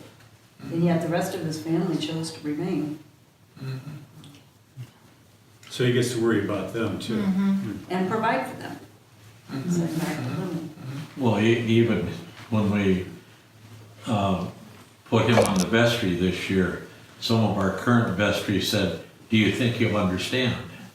And my statement was, if he doesn't, we need to teach him. So we now have a Native American, a Guatemalan, but you know, the only way we learn that understanding is once we engage them. We also have a neighbor that's from Laos, that he's the one that cut our tree down and didn't charge us for it. So I visited with him, he and his brother, and he said, I've lived here so long, I wouldn't want to go back. Or I remember the time when the Vietnamese gal that I met when my son was in the military, that Fawn was quadlingual. She could speak Spanish, Vietnamese, Chinese, and English. And one night she called me after she graduated from college, and she said, she was in tears, and I said, Fawn, what's going on? She said, in my culture, you don't give orders to anybody older than you are. And she was running a Lube Express in San Diego, California. And I said, why are you calling me? And she said, I can talk to you about it, but I can't talk to my dad. And I said, well, from my perspective, you are in the Walmart culture, you're the boss. And so, but my experience, even with the Hispanics, if they don't speak English, between the hand signals, the tape measure, I can usually get the construction that I want. But it's a case, I sometimes have to slow my English down, do a better job of listening. Probably had every illegal Hispanic come looking for a construction job, but they're the only ones that'll show up for work on time. And during our flood in 2011, I had half a dozen Hispanic high school kids working. And they'd show up in the morning, they were mucking carpet out of water this deep. One day I drive up in front of a house, ICE is there, the sheriff's there, the red lights are going. There's the fear too. And I thought, what's going on? Well, the newspaper was there interviewing the family. But it's a different culture than what I grew up with. And sometimes I have to put my own biases aside. But they're part of God's kingdom.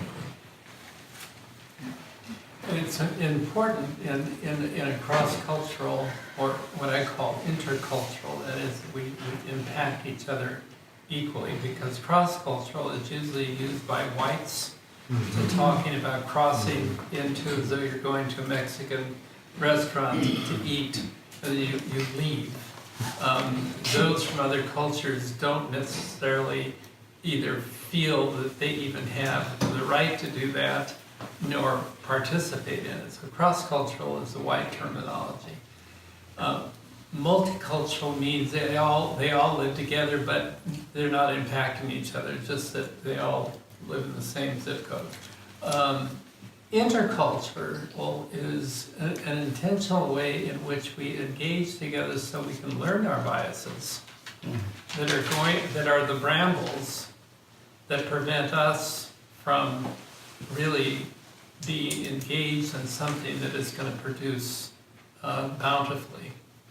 And if we don't have these encounters where we discover our own darkness, our own shadow, as Jung said, then we never will be fruitful. And that's a choice, that congregations have. If you want to stay your own conventional way, then the last one living, turn out the lights and lock the door, but it really doesn't matter because nobody's going to be there anyway.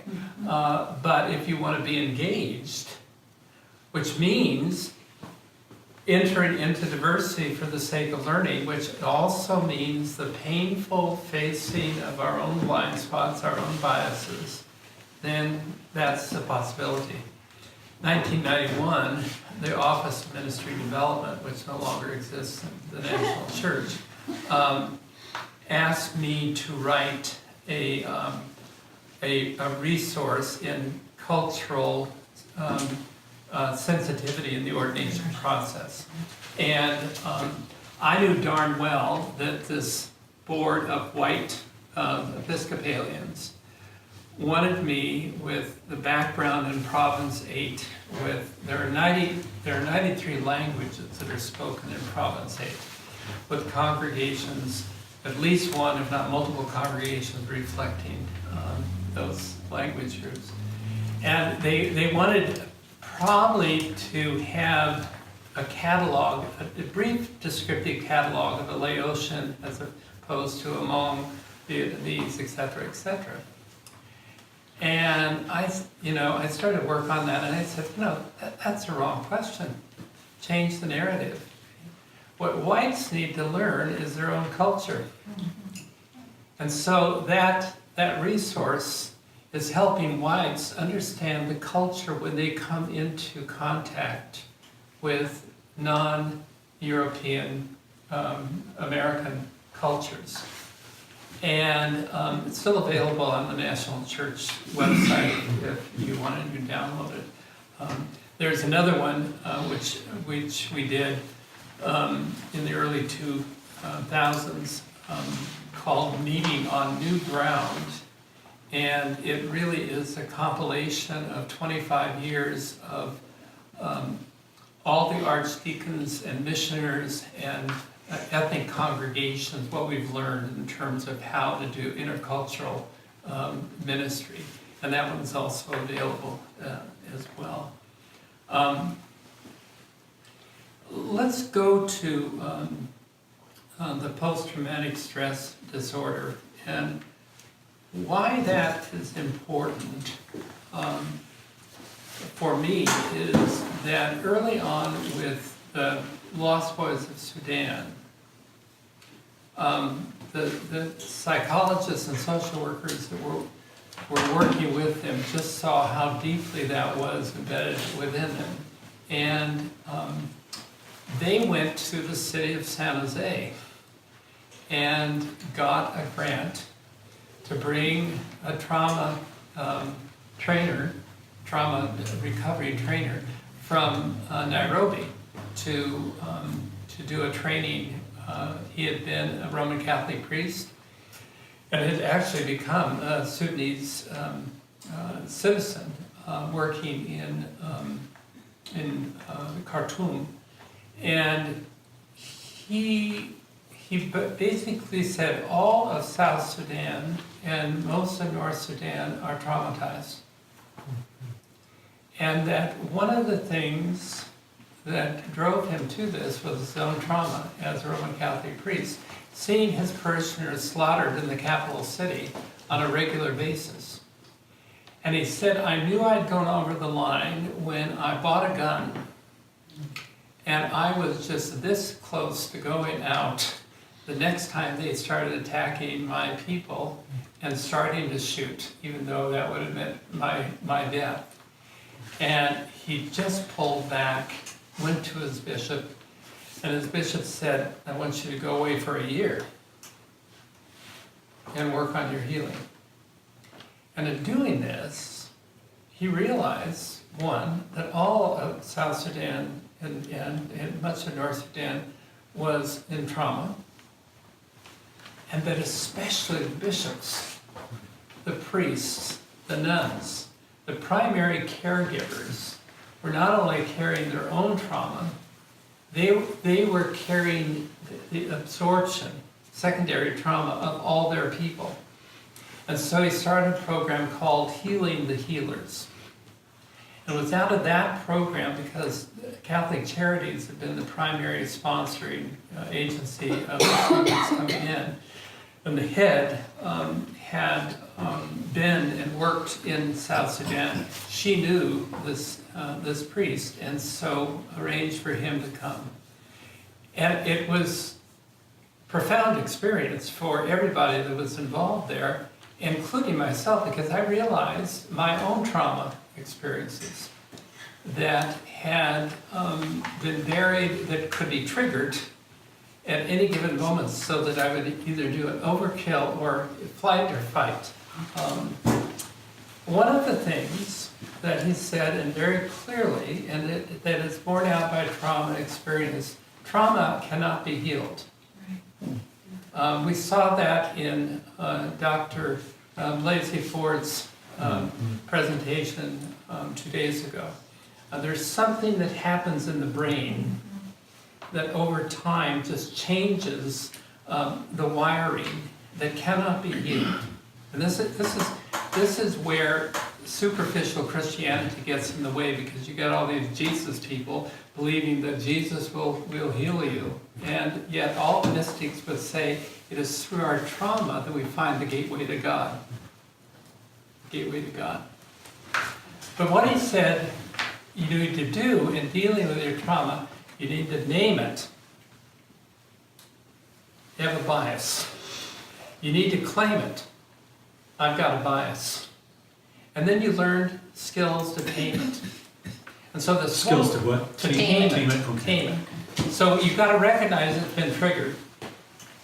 And then to claim that it's there and really work at it. And we had him come back for 2 years, and we actually brought leadership from all 11 Sudanese ministries in the West Coast to San Jose to do it, to work with it. And most of it was helping them just identify their trauma. And I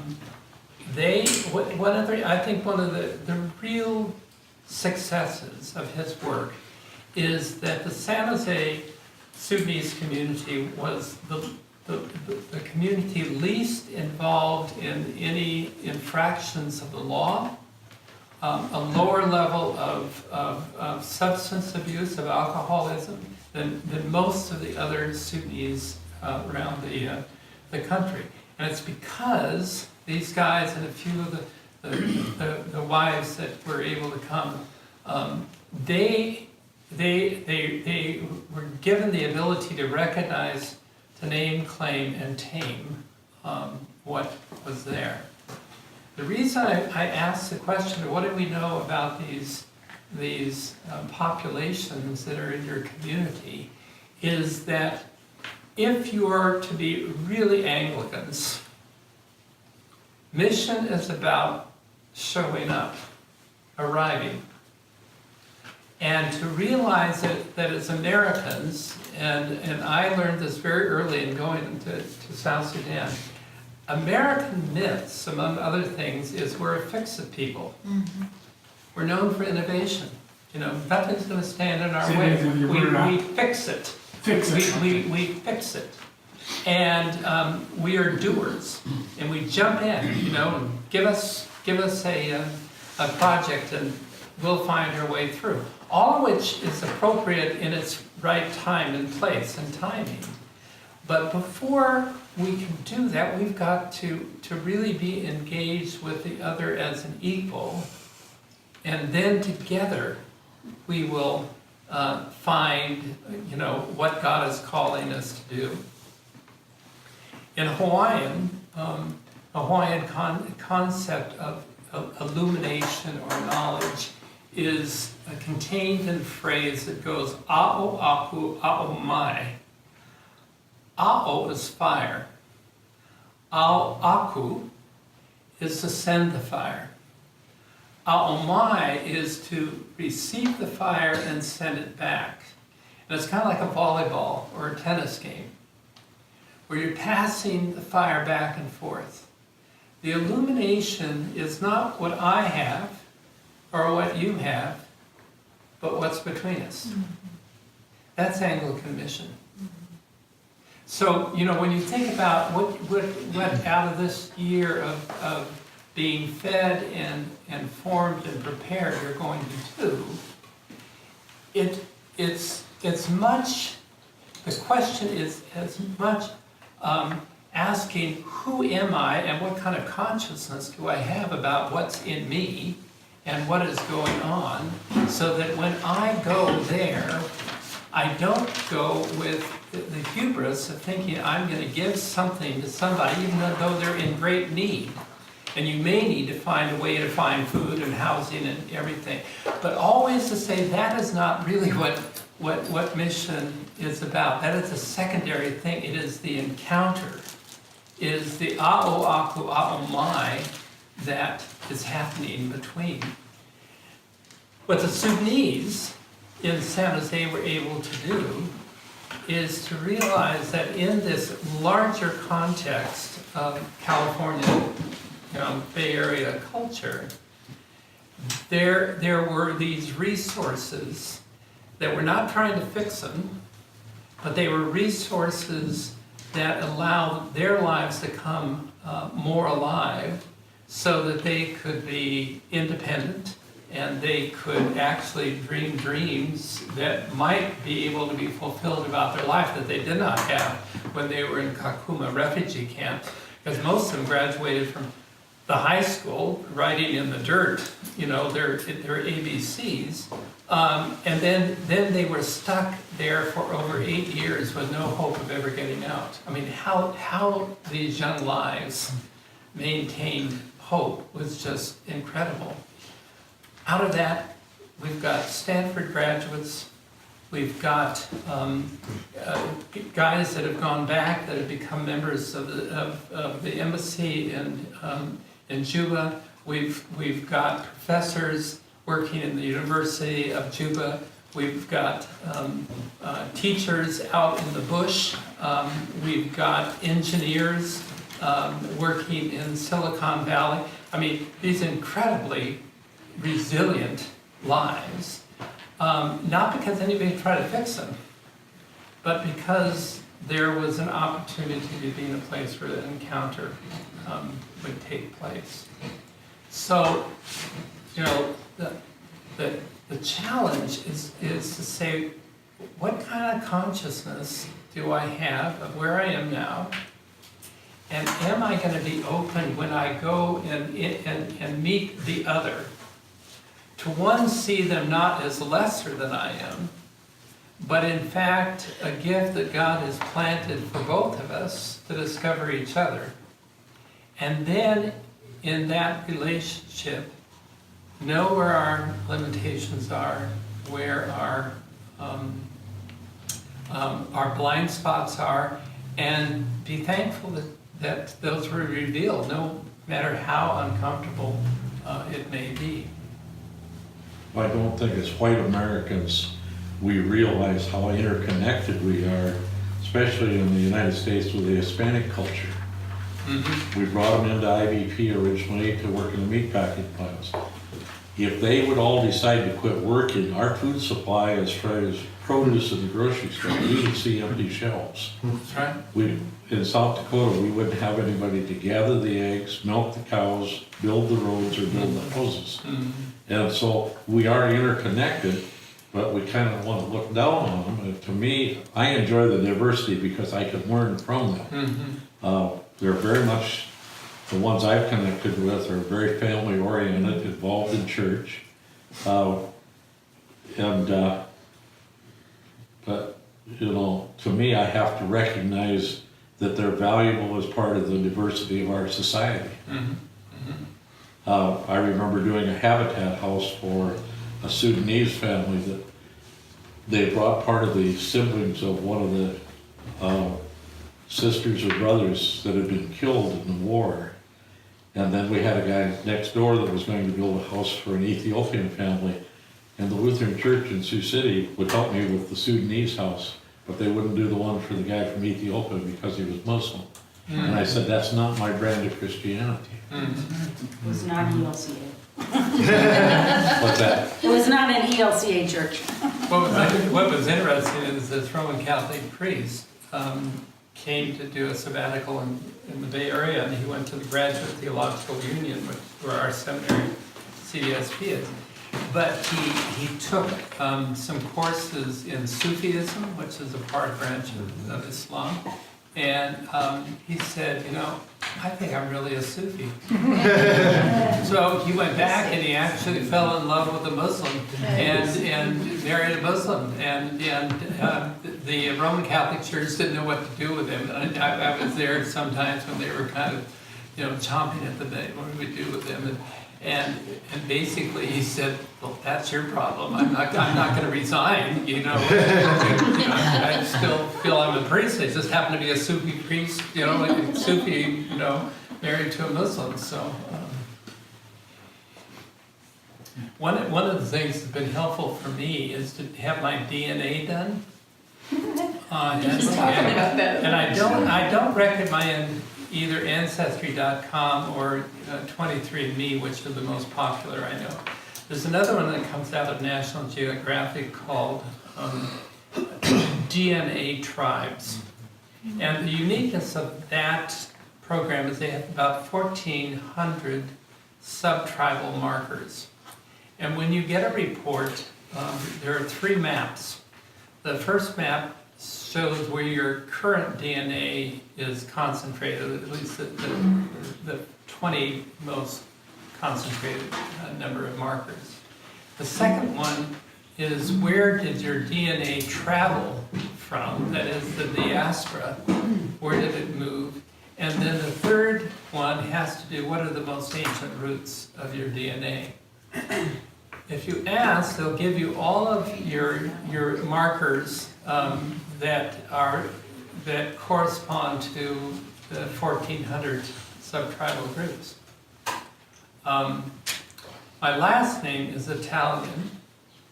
Because of the racism against Italians and Jews in the 20s, my grandfather cut the name in two. So no one knows exactly when they hear Drino, what is that, you know? Drino, no, that's English. I found out that in Herzegovina there's a Drino River, and I got an email from a Muslim saying, how can you be a Christian priest when you're obviously of Muslim roots? And then I had to explain. So Malandrino is the full name. So my name is Gerardo Malandrino. Malandrino means bad man. and whenever you see a rogue like Fonzie on Happy Days, well, there's a Malandrino, as he goes. But the Sunnis love it because I have 6 markers in Africa of non-slavery background. 2 in Sudan, 1 in Kenya, 1 in Tanzania, and Hutu and Tutsi, and also Zulu, so there's 7 Zulu. And that while I have African American markers as well, this is not genealogy, these are deep roots coming up from the bottom. What is fascinating is I have very few markers in Italy proper, because during the Roman Empire, what their policy was that they would conquer a province, depopulate that province, either enslave them and move them to another province or kill them off. I mean, they did that in the 70 of the Common Era in Palestine when they tore down the temple and depopulated Palestine of all the Jews. And so Italy has always been the gathering place of all of these enslaved people. And so when I looked into my more ancient roots, all around the Mediterranean, where the Roman Empire was, are where my Italian roots come. But then also out the Silk Road.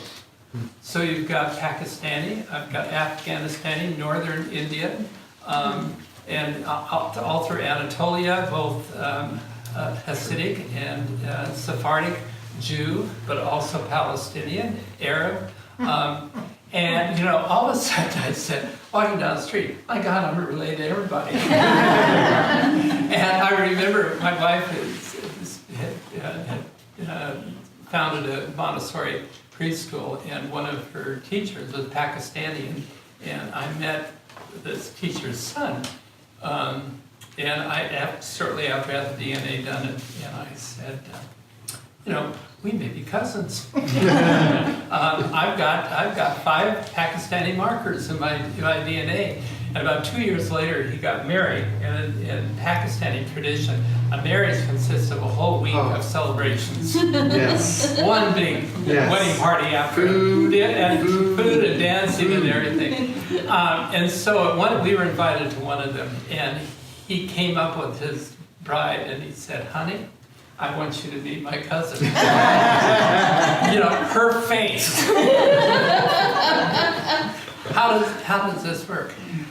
And my wife said, you know, what should happen here in this country is any racist, and she often refers to the South especially, said all these redneck racists should have their DNAs done and then see exactly who they are and where they came from and what is the origin there.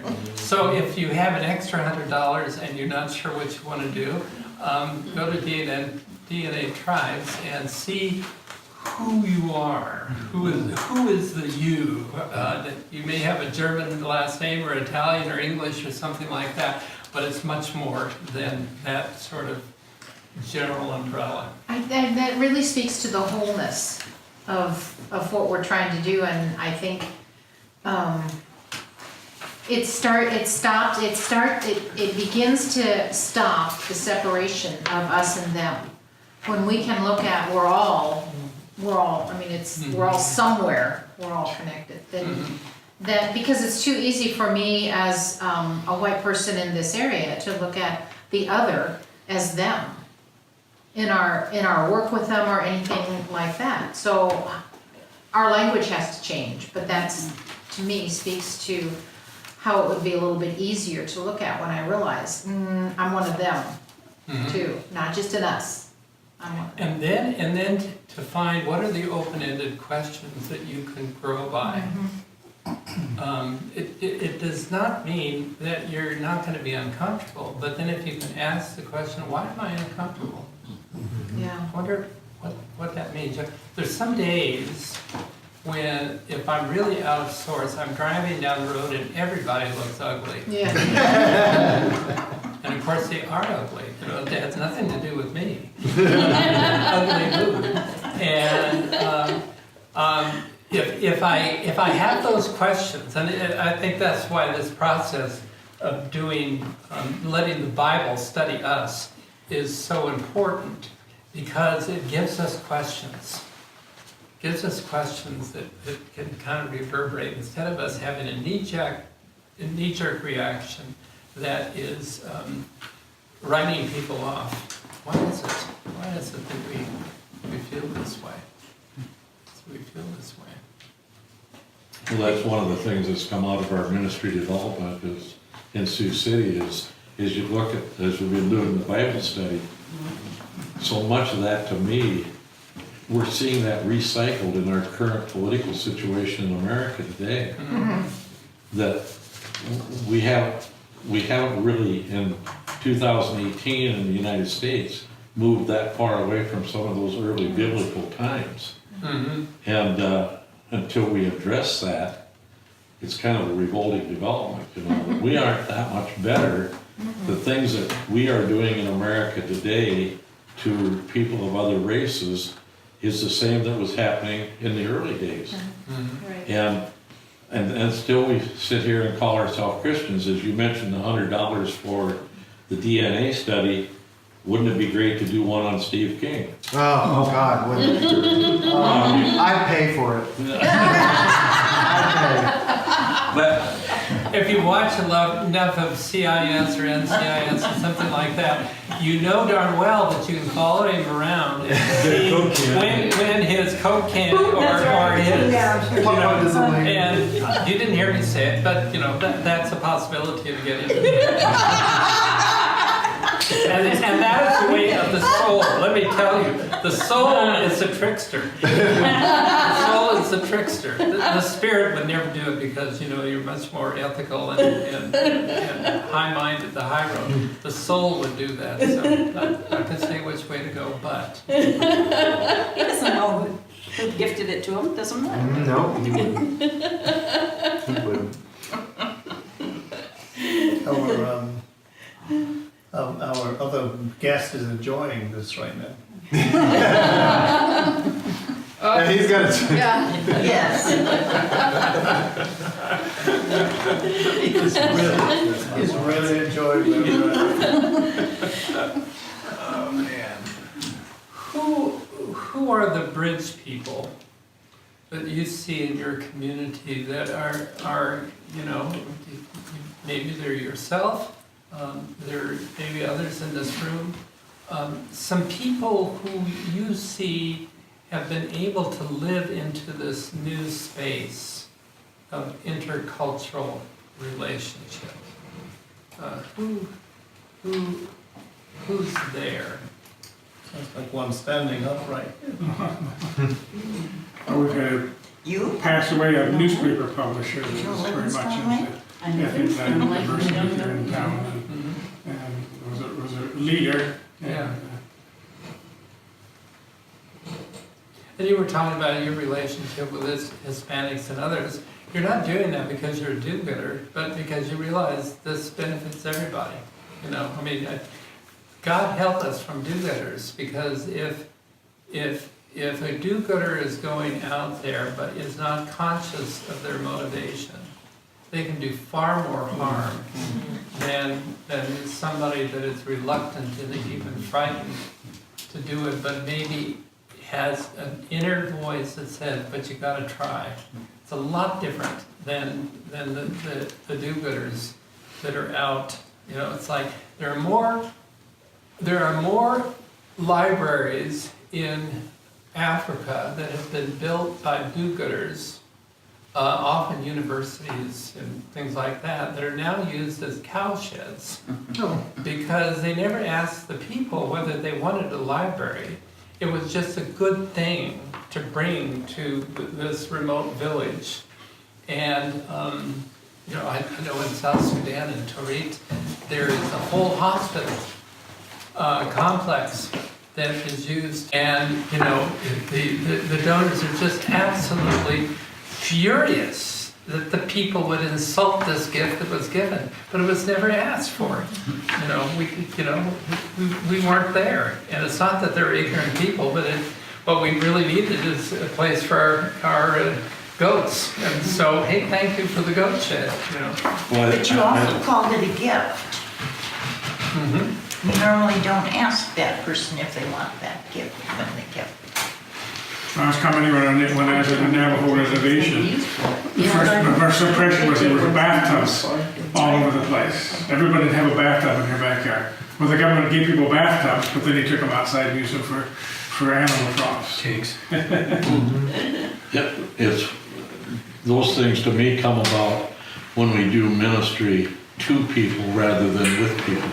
Mm-hmm. I saw that on the reservation in the Dakotas where they built these houses in North Sioux City, trucked them out there, set them up, didn't put in a sewer system. Right.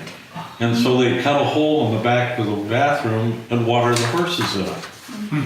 It's, you know, when we don't do the complete package for them, or, you know, we complain so much about Hispanics, but the Hispanics were in Southwest United States before we were here.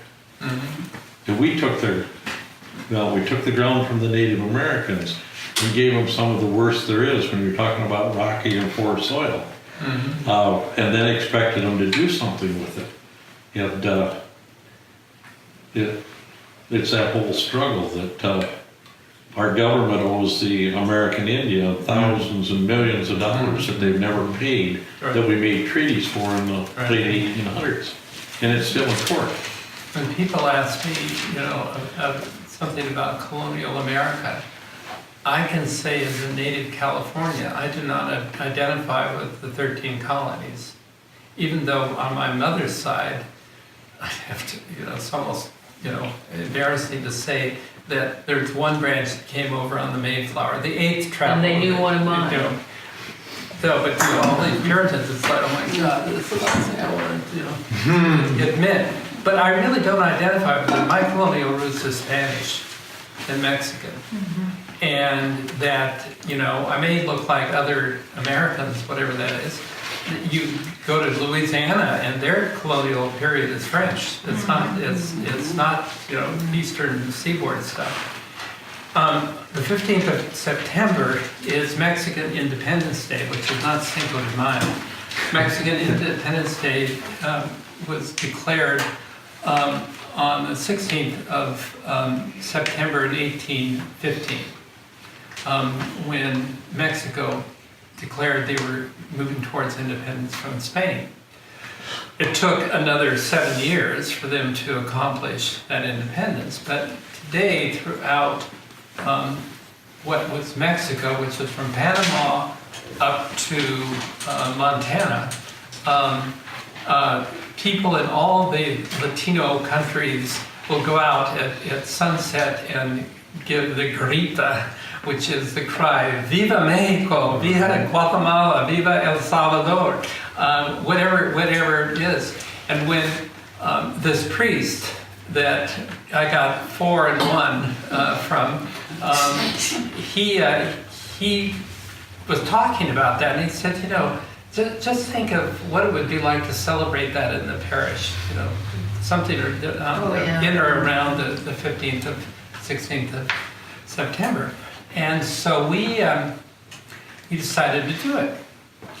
But the way we did it was we took all the pews out of the church, because it's really a parish hall, never got around to building a church, thank goodness, because you've got all of these nailed down pews that you can't really do like this kind of configuration.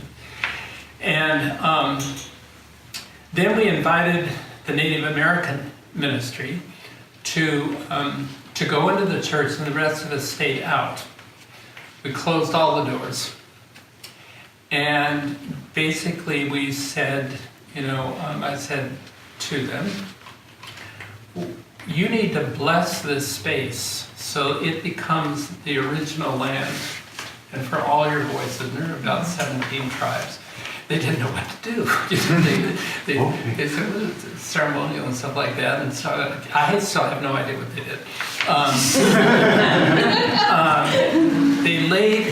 They had a Navajo rug laid out, and they were to bring gifts of their particular land, or that symbolize their particular land, and place them in the middle. So in a sense, the original altar of the land was being created.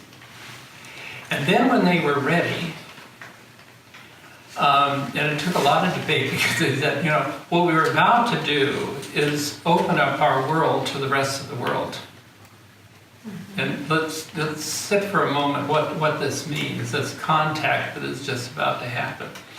And so when they were ready, they opened up the doors, and there are 4 sides of the building, so that it was there.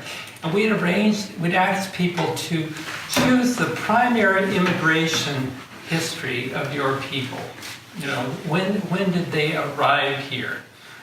Some were Mayflower folks, others were the southern colonies, others were from Germany in the 1800s, Italy, wherever, the Laotians, Vietnamese, Filipino, to arrange themselves. And then we asked that they each bring gifts, not guns, but gifts that represented their heritage, and add that to the original altar.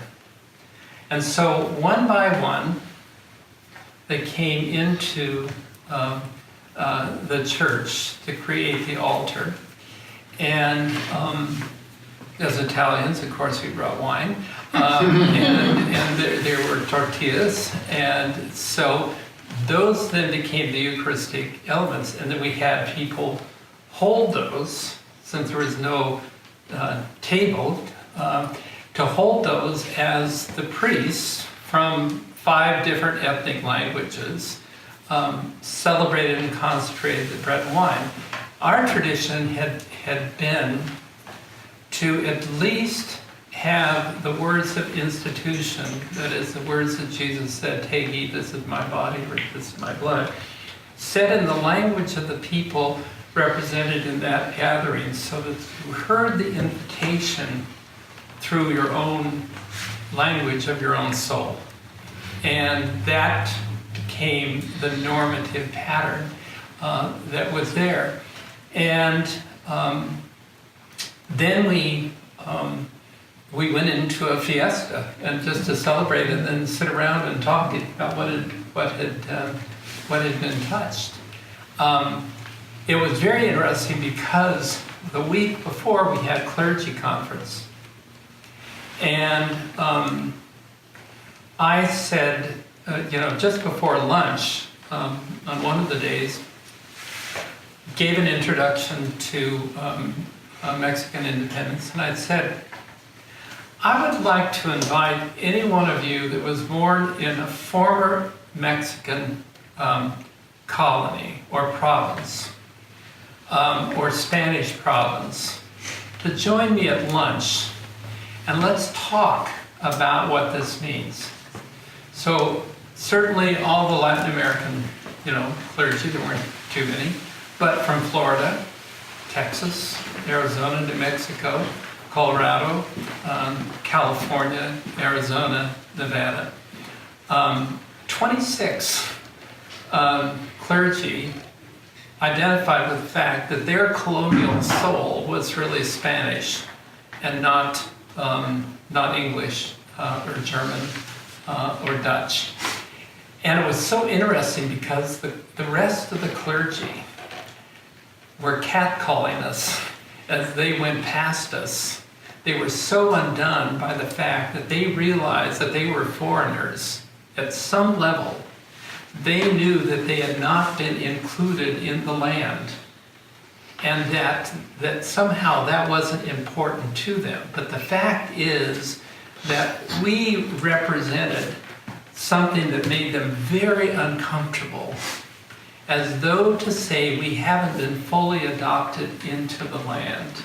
I often say that to Native Americans, if you only realized the only thing that you can do that nobody else can do would be to somehow help us heal our souls in terms of the heritage that we have brought to this land, and yet we have not truly been rooted in what is here. Only you can do that. And we're not at a place where that's going to happen, except in very rare places. Putting on a whole bunch of, turquoise and Indian jewelry just doesn't do it. You have to be able to be rooted deeply within the land. Let's take about a 5-minute break just to shake things out, and then we're going to come back and kind of evaluate what we thought we heard today, what may have been heard by other people, and where we might be going from here. So let's take about a 5-minute break or so. Study for this particular passage, parable, that comes from reading between the lines, which is the liturgical schedule. I put down on the back the resource. I happen to be one of the associate editors, and so I've gotten permission, if people would like to have a one-issue subscription, which is about 8 lessons, starting with this Sunday, I can get your email, send it into our editor and administrator, and she will send you out the next issue, which goes through the Feast of Christ the King just before Thanksgiving. So all you preachers, at least, those are in Bible study, it is really designed for lay leadership. It helps if you've got some theological background, but it's more this process of keeping things going. So here, I'll pass this around so that you at least have. Is your contact info on And my contact info is here. And the other thing is, one of the things that the writers have been working with all this year is trying to put a handle on what really might Jesus have been talking about when he was talking about the kingdom of God. Now, that's not from the standpoint of the Spirit, because all biblical scholars and theologians will say, well, we already know what the kingdom of God is, and it's just, we don't need any new information. Now, this is all from the level of the soul. What might be the newest ways in which we're trying to grapple with the fact that those old theologies in many cases don't work for us. Right. So what might it be? And so this is the piece that I did on the Son of Man, which is almost never referred to. And of course, after the Synoptic Gospels, it was used by the writer of John just in another title for Jesus, and then it dropped out of usage completely. It's just one of the names we've added on to the Christ of faith. But Jesus did not use it that way, and he never said, I was the Son of Man. But he referred to this over and over again, probably those two things, Kingdom of God and Son of Man, that are there. We were talking at the break, let me just say one other thing about baptism and in your congregation having a large Hispanic family being baptized. The Eastern Orthodox Church has been far more faithful in staying in relationship with the soul than the Western Church. And that's primarily because of the dominance of Rome, which was in the Roman Empire, obviously the center of law. And it rose to a very high level because of all the squabbles in the church. They always turned to Rome to give them an answer. And then the Bishop of Rome began to believe that he was obviously paramount in all of this. And so we got very much caught up in the spirit, but not the soul. In the Eastern Orthodox Church, it is felt that if you do not have a baptism on Easter Eve, that congregation is in danger of losing the spirit and the soul, because the movement of the kingdom is always to include more, and that a congregation that does not have baptisms needs to really wrestle with that uncomfortable reality that there is no outreach. There is no a'o aku a'o mai with the world in which we can come together. Whatever baptism may mean, it may be liturgical baptism, sacramental baptism, it may be some other form, but if you don't have that, then from an Eastern Orthodox point of view, that congregation is really in jeopardy. And so it's a reminder that we have been set in motion. We've been set in mission to go forward, and how do we do that? So today, looking back, what I tried, the invitation to come here got the soul stirring up in me, and it was amazing how many messages, so to speak, or coincidences and there really are no coincidences, but how many intersections of resources kept on coming?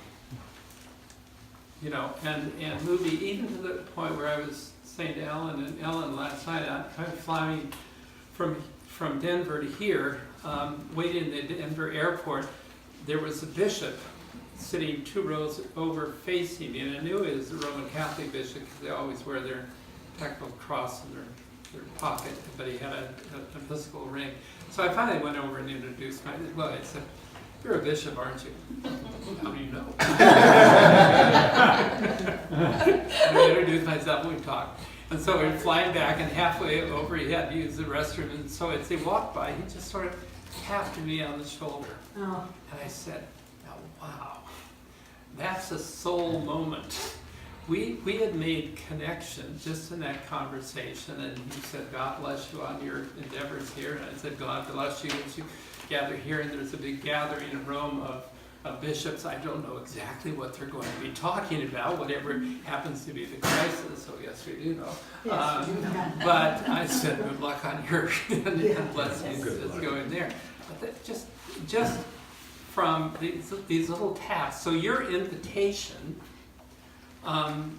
came because you remembered a story about St. Philip's, and that story stayed alive, that has caused this story to happen, and an opportunity for us to tell stories and unfold. So what I have been hoping would happen would be for us to gather something of where the soul is. And I think what I'm going to do is I've got a list of what I hoped was going to happen, but I'm going to have all of you kind of give feedback in terms of what you feel has been important about this gathering. Or you want that now? No, I'll go back to that later.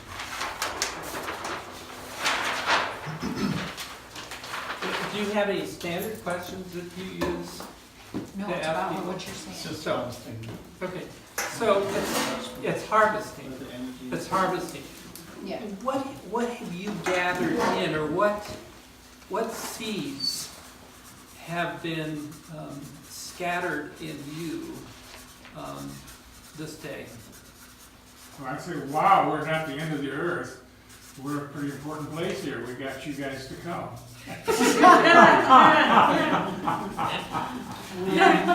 The ends of there, that's right, sure.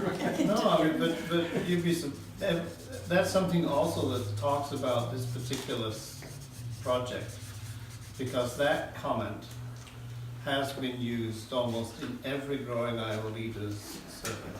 One of the things people have appreciated is that they recognize they've got some really top people coming to address their issues, and that I think is both is one of the geniuses of the actual thing. And so I'm glad you said that. I thought you meant you were sent to the world because we have so many people from the world in this place. Anyway. I almost said that to the Roman Catholic bishop. I said, "Gee, you're going from the farthest ends of creation all the way to Rome.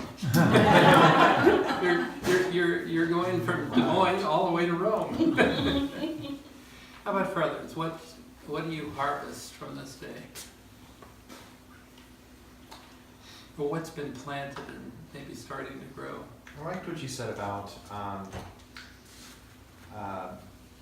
think you were talking about kind of the tradition behind Anglicanism, and just rehashing the fact that it's not what you have, it's not what I have, it's what's between us. Mm-hmm. Meeting people halfway, if they're not of our faith tradition, if they're new to our community, really trying to find some sort of commonality and meeting at that halfway point. Mm-hmm. Without having to assimilate, or what's the white people term that you used? I'm going to a Mexican restaurant, I order a burrito, therefore I'm culturally competent. Cross-cultural. Cross-cultural, there you go. Right. I always laugh at, we've got friends in Virginia, and we were staying with them, and they said, well, let's go out to dinner for ethnic food.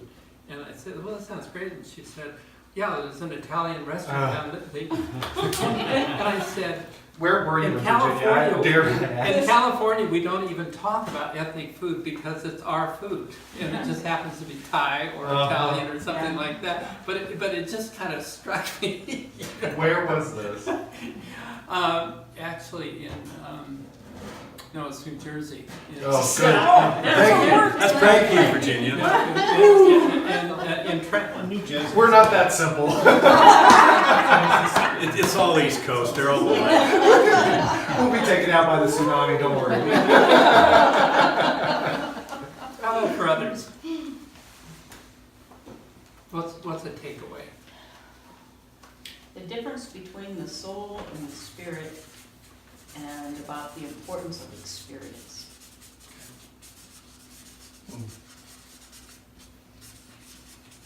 The depth of experience that that's what. The importance of experience?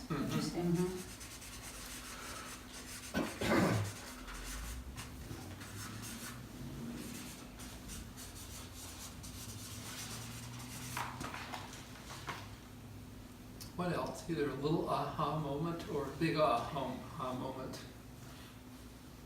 Or maybe, Well, and what's it gonna mean to what you go home to? What's it gonna mean when you go back home? What is something you will be? Well, for me, it is going back to our growing Iowa leaders, the 1st of September, was telling our story. I think what I got out of today, it's more important than ever to listen to the story of the other people of the different communities that make up our community.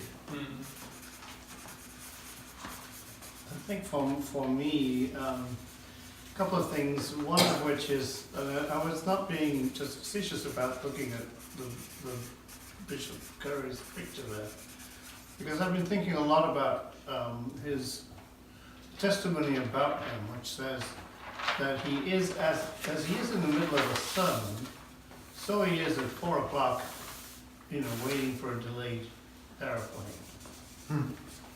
And that what you have there is consistently who you have, almost in every, all walks of his life.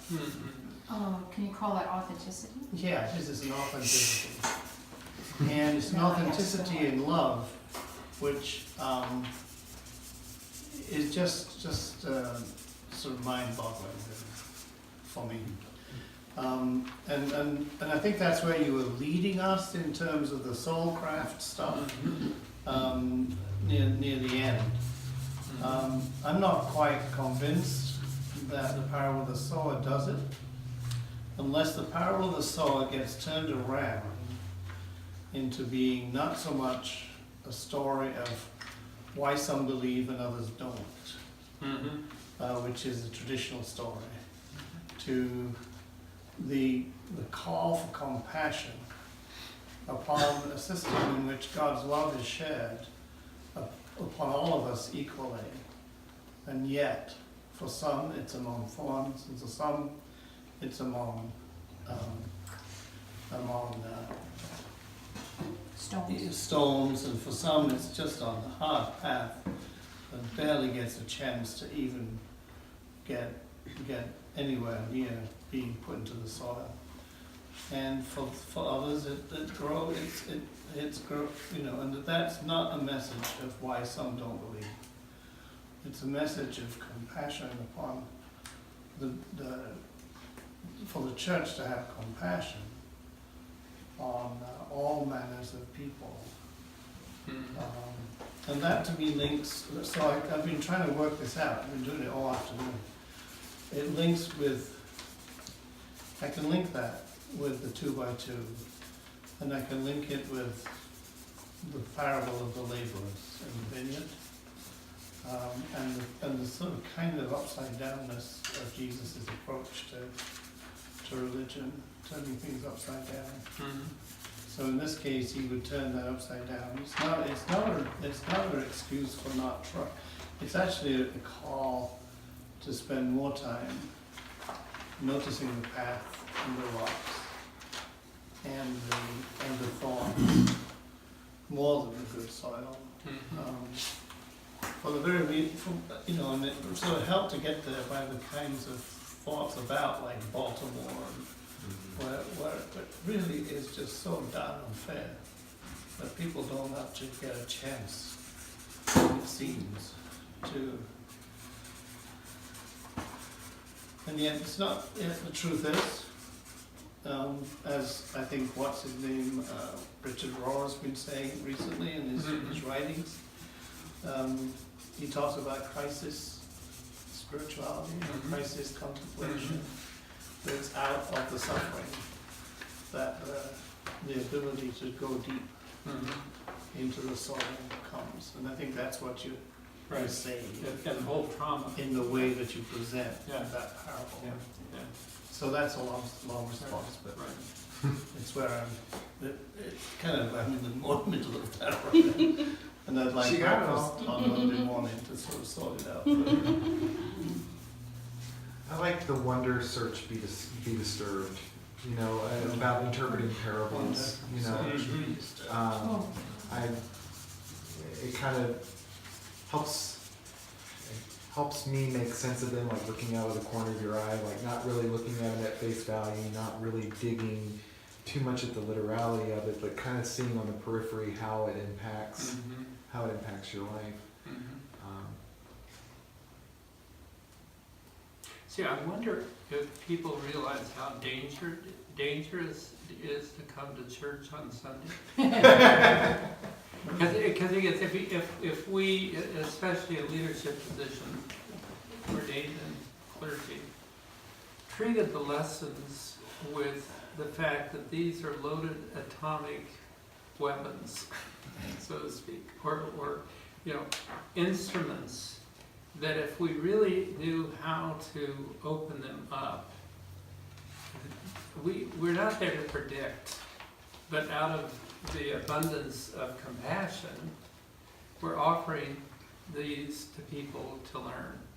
And that's why I said it, you know, we were lucky at St. Philip's not to have a church that didn't have pews that were nailed down. The only reason we have pews is you go back to the Reformation and Calvinism and Lutheranism and how it, you know, wafted over into the Church of England. You know, they were convinced that the Word was central. Great, that's loaded and everything, but only the Word delivered through the authority given to the preacher, i.e. the preacher had taken the place of the Pope. So we did not change, you know, the dynamics of the Reformation from the medieval church. You just had the sacrament of the Word and the preacher, and therefore in most Protestant churches you have the pulpit there. But what would it be like if we existed in circles?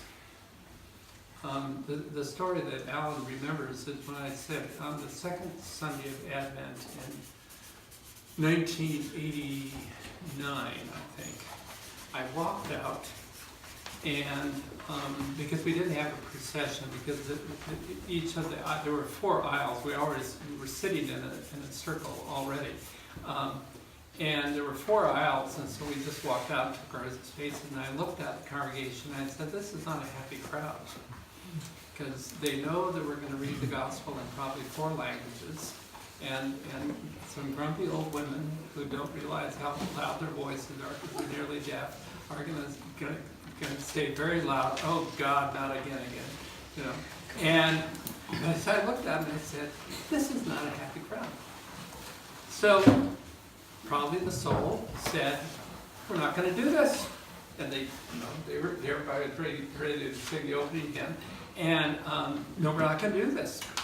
And I said, we're going to divide up into our ethnic language groups, and we're going to go to different rooms in the church complex.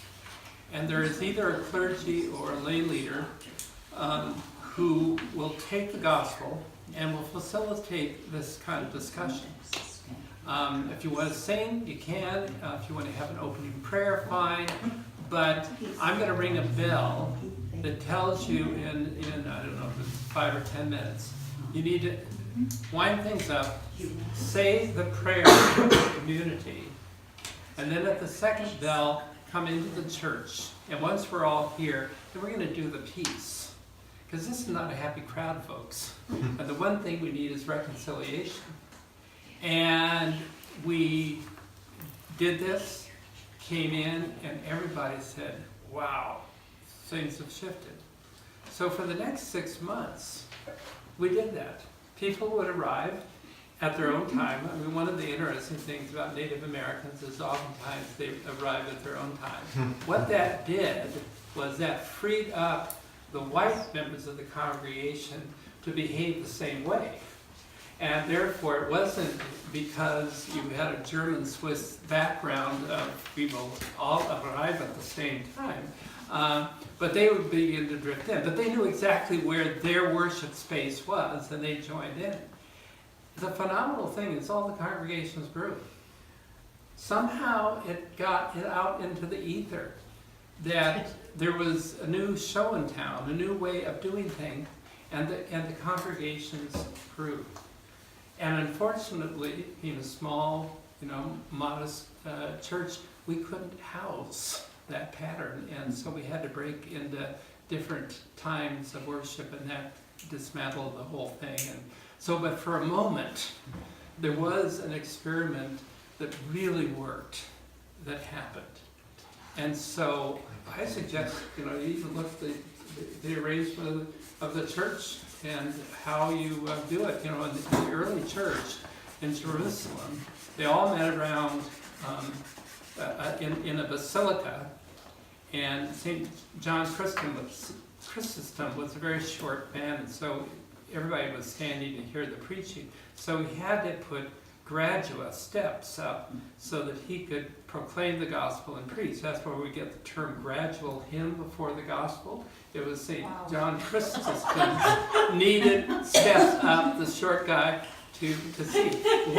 Once they were done with this kind of plenary session, they then processed out of the basilica, past the stone of Golgotha. Everyone was touching the stone of Golgotha, to the place of burial, and there they would celebrate the Eucharist.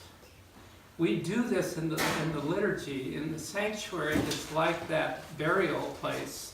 We do the liturgy of the word out with the people, and then we all get up, at least to take communion, and the priest goes in to celebrate in the mystery in the tomb, and then the resurrection, the body and blood come out so we can get it. And so we do that. So we follow this very ancient pattern in Jerusalem. And in fact, for a while, we used to do that. We used to do all of these liturgies of the word, and we'd come in, do the peace, and then we would all walk to the altar area, surround it, have the communion, and then go back and then out into the world. The Lutherans have a great dismissal that our deacons need to pick up. It says, "Come, follow me, and we will go into the world to love and serve the Lord." So the deacon is the one that leads them out. All right. Anything else? Takeaways? I mean, one of the things that I think goes along with don't be afraid to experiment is the fact that there is so much diversity in the communities that are represented here. So to listen and learn to that, there's a lot to be tried. Yeah. A lot. I want to interject something that came up in the conversation we had in our phone call in planning this, but you said, think of Iowa as on the cutting edge for the whole Episcopal Church, that we have the freedom to experiment and we're going to be the leaders. And I took that back to my congregations and said, we're the cutting edge. Yeah. It boosts back that people are going to come to Iowa and see us kind of thing. It boosts our own spirits up to go, yeah, we're important Christians too. Well, let me tell you, I was telling Ellen and Alan coming out, a friend of mine who is in the mission network of the Church of England.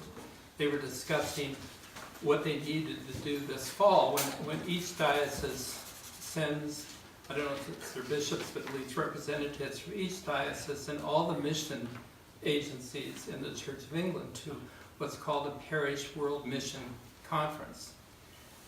They have noticed that the impact of Brexit, their form of nationalism, and the withdrawal of England from the world is impacting the life and generosity and also engagement of the Church of England in the Anglican Communion. And As so in enlivening it or tamping it down? it's killing it. It's killing it. And that somebody said we need to have somebody who will bring a psychological understanding of what is going on. This friend of mine says, I know exactly who to call. And so he mentioned my name, and they said, well, call him and see if he wants to come. So I'm going to go there, talking about the soul of the Church of England and the soul of England. Among my references will be this gathering here. So Mother Church. From the colonies already. They're from the colonies. Not the Spanish colonies. So yeah, why not here? You know, I mean, it's, you know, I mean, the same condition that we've talked about is multiplied in all times and all places. And that what you discover, the question is, then how do you evangelize? How do you share that? You know, beyond, you know, first in the diocese and then beyond, and that's why you have a bishop, because he's the one supposed to tell your message to the rest of the world, connected. So he's got to be the message carrier. And you've got video here so that you can be sure that his message kind of corresponds with what you thought you were talking about in this group as it goes. Other thoughts?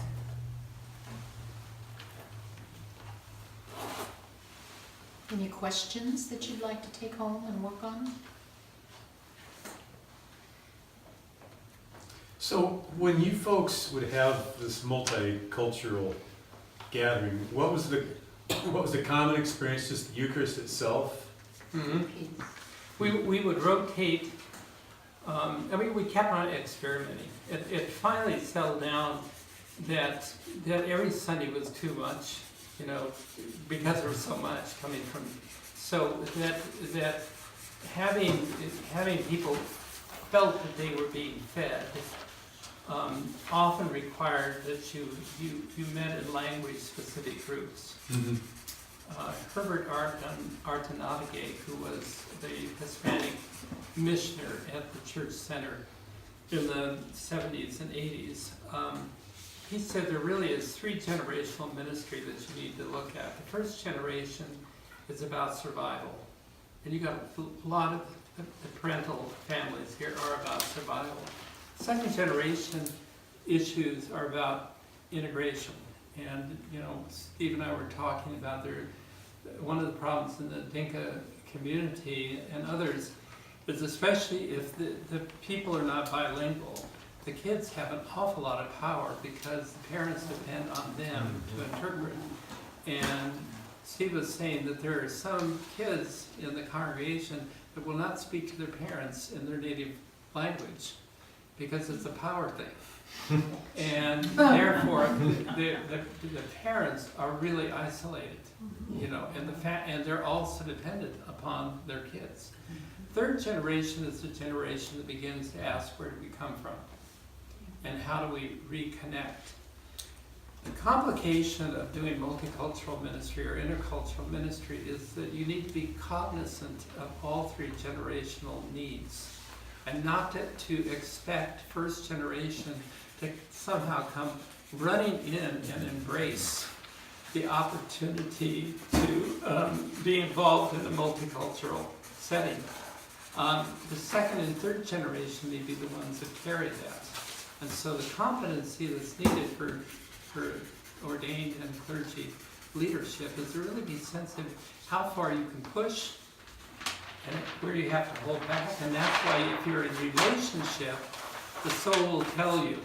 The soul will tell you how fast and how far to go, and then where to come back. So we then tended to have feast days. Of course, feast days mean food, and so everybody wants to do their ethnic food. So we, for instance, the Scottish feast day of the Kirking of the Tartan, which was the oldest ethnic feast day in the church, eventually involved everyone, not just the Scots, bringing a piece of their tartan, but everybody bringing a piece of cloth that represented their heritage. So by the time the altar is in the center of the worship space, by the time the blessing of the tartans, the blessing of the ancestors was there, you just had this big pile of fabric on the altar. And of course, also in the church, all the way around are what we call the ancestral altars. So there was an altar for every primary ethnic group. And that was to remind us that all these ancestors are looking down on us. And so when you see the reclining Buddha of the Lao community, those ancestors, along with the Buddha, are there. If you look over here and you see the Santo Nino of the Filipinos, looking down, all of those Filipinos ancestors are there. If you look at the African altar, the African American altar, they're there. The Native American altar, the European altar, all of that. So that we all gather together, but we had our ancestors at our back. And each of those ancestors, we would have a feast day for them, depending on when they occurred in the tradition of the people. And it just kept on evolving. And no 2 years were the same. You know, I mean, there were not a whole lot of reoccurring celebrations because we kept on evolving. So I expanded a little bit on what you said with identify the common experiences in worship and in ministries, where I expanded it, because it seems to me like if you're talking about a community of people, the whole broader community, what can you talk about together and find that needs to be done in the community together? So that's why I've sort of broadened it. I'll take it out if it doesn't. No, but where you meet when it starts is around food. You know, the feast days. Have everybody, you know, talk about how do you use rice? How's rice used in the cultures? How do you prepare it? When there's a feast day, have you know, the Dinka talk about how they use okra to create one of their favorite dishes, or injera, the flatbread. Maybe it's all around flatbread. So you have tortillas, you have Jennifer, it's papusas and then cooked bananas. Right. Plantain cooked silos. And Navajo fry bread, you know, tacos, and you know. It's in every culture. Yeah. So and then kids around. You know, what are we going to do with the kids that are drifting? And you know,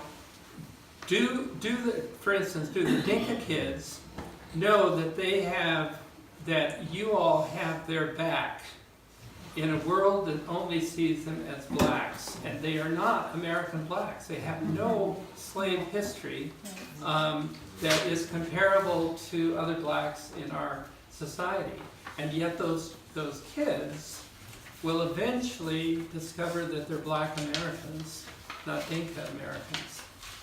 And the tragedy of the loss of that heritage.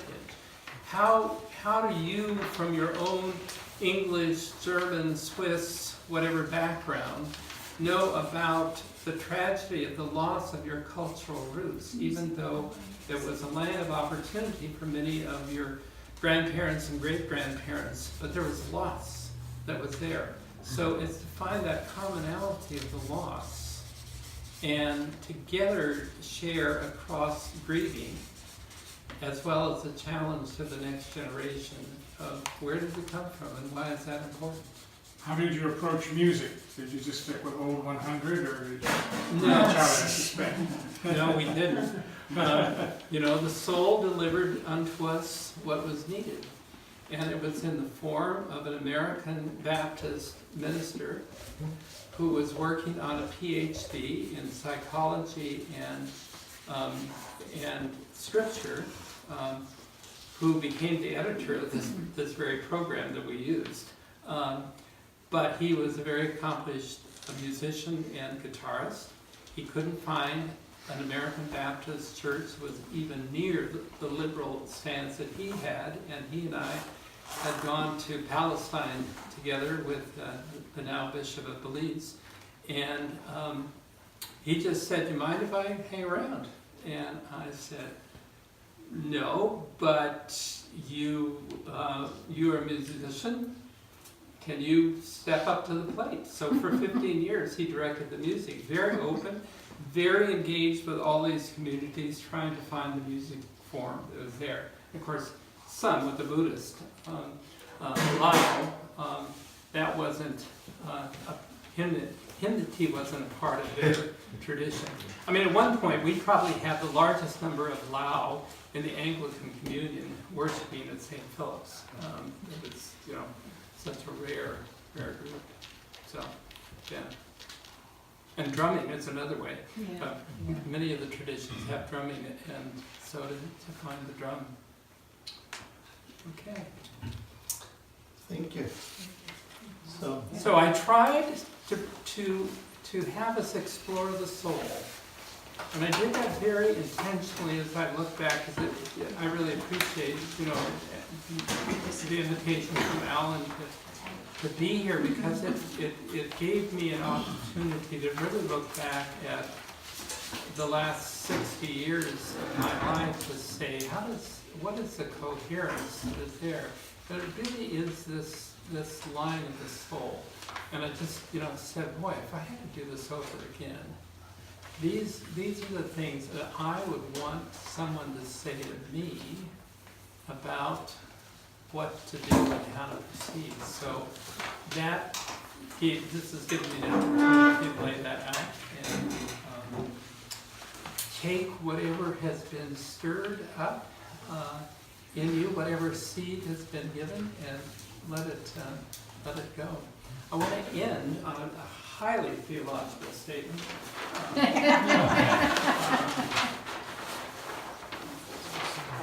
That comes from one of the most important religious hours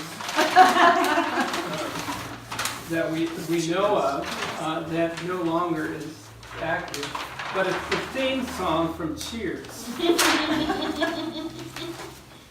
Sometimes you want to go where everybody knows your name, and they are always glad to see you. You want to be where you can see the troubles are all the same.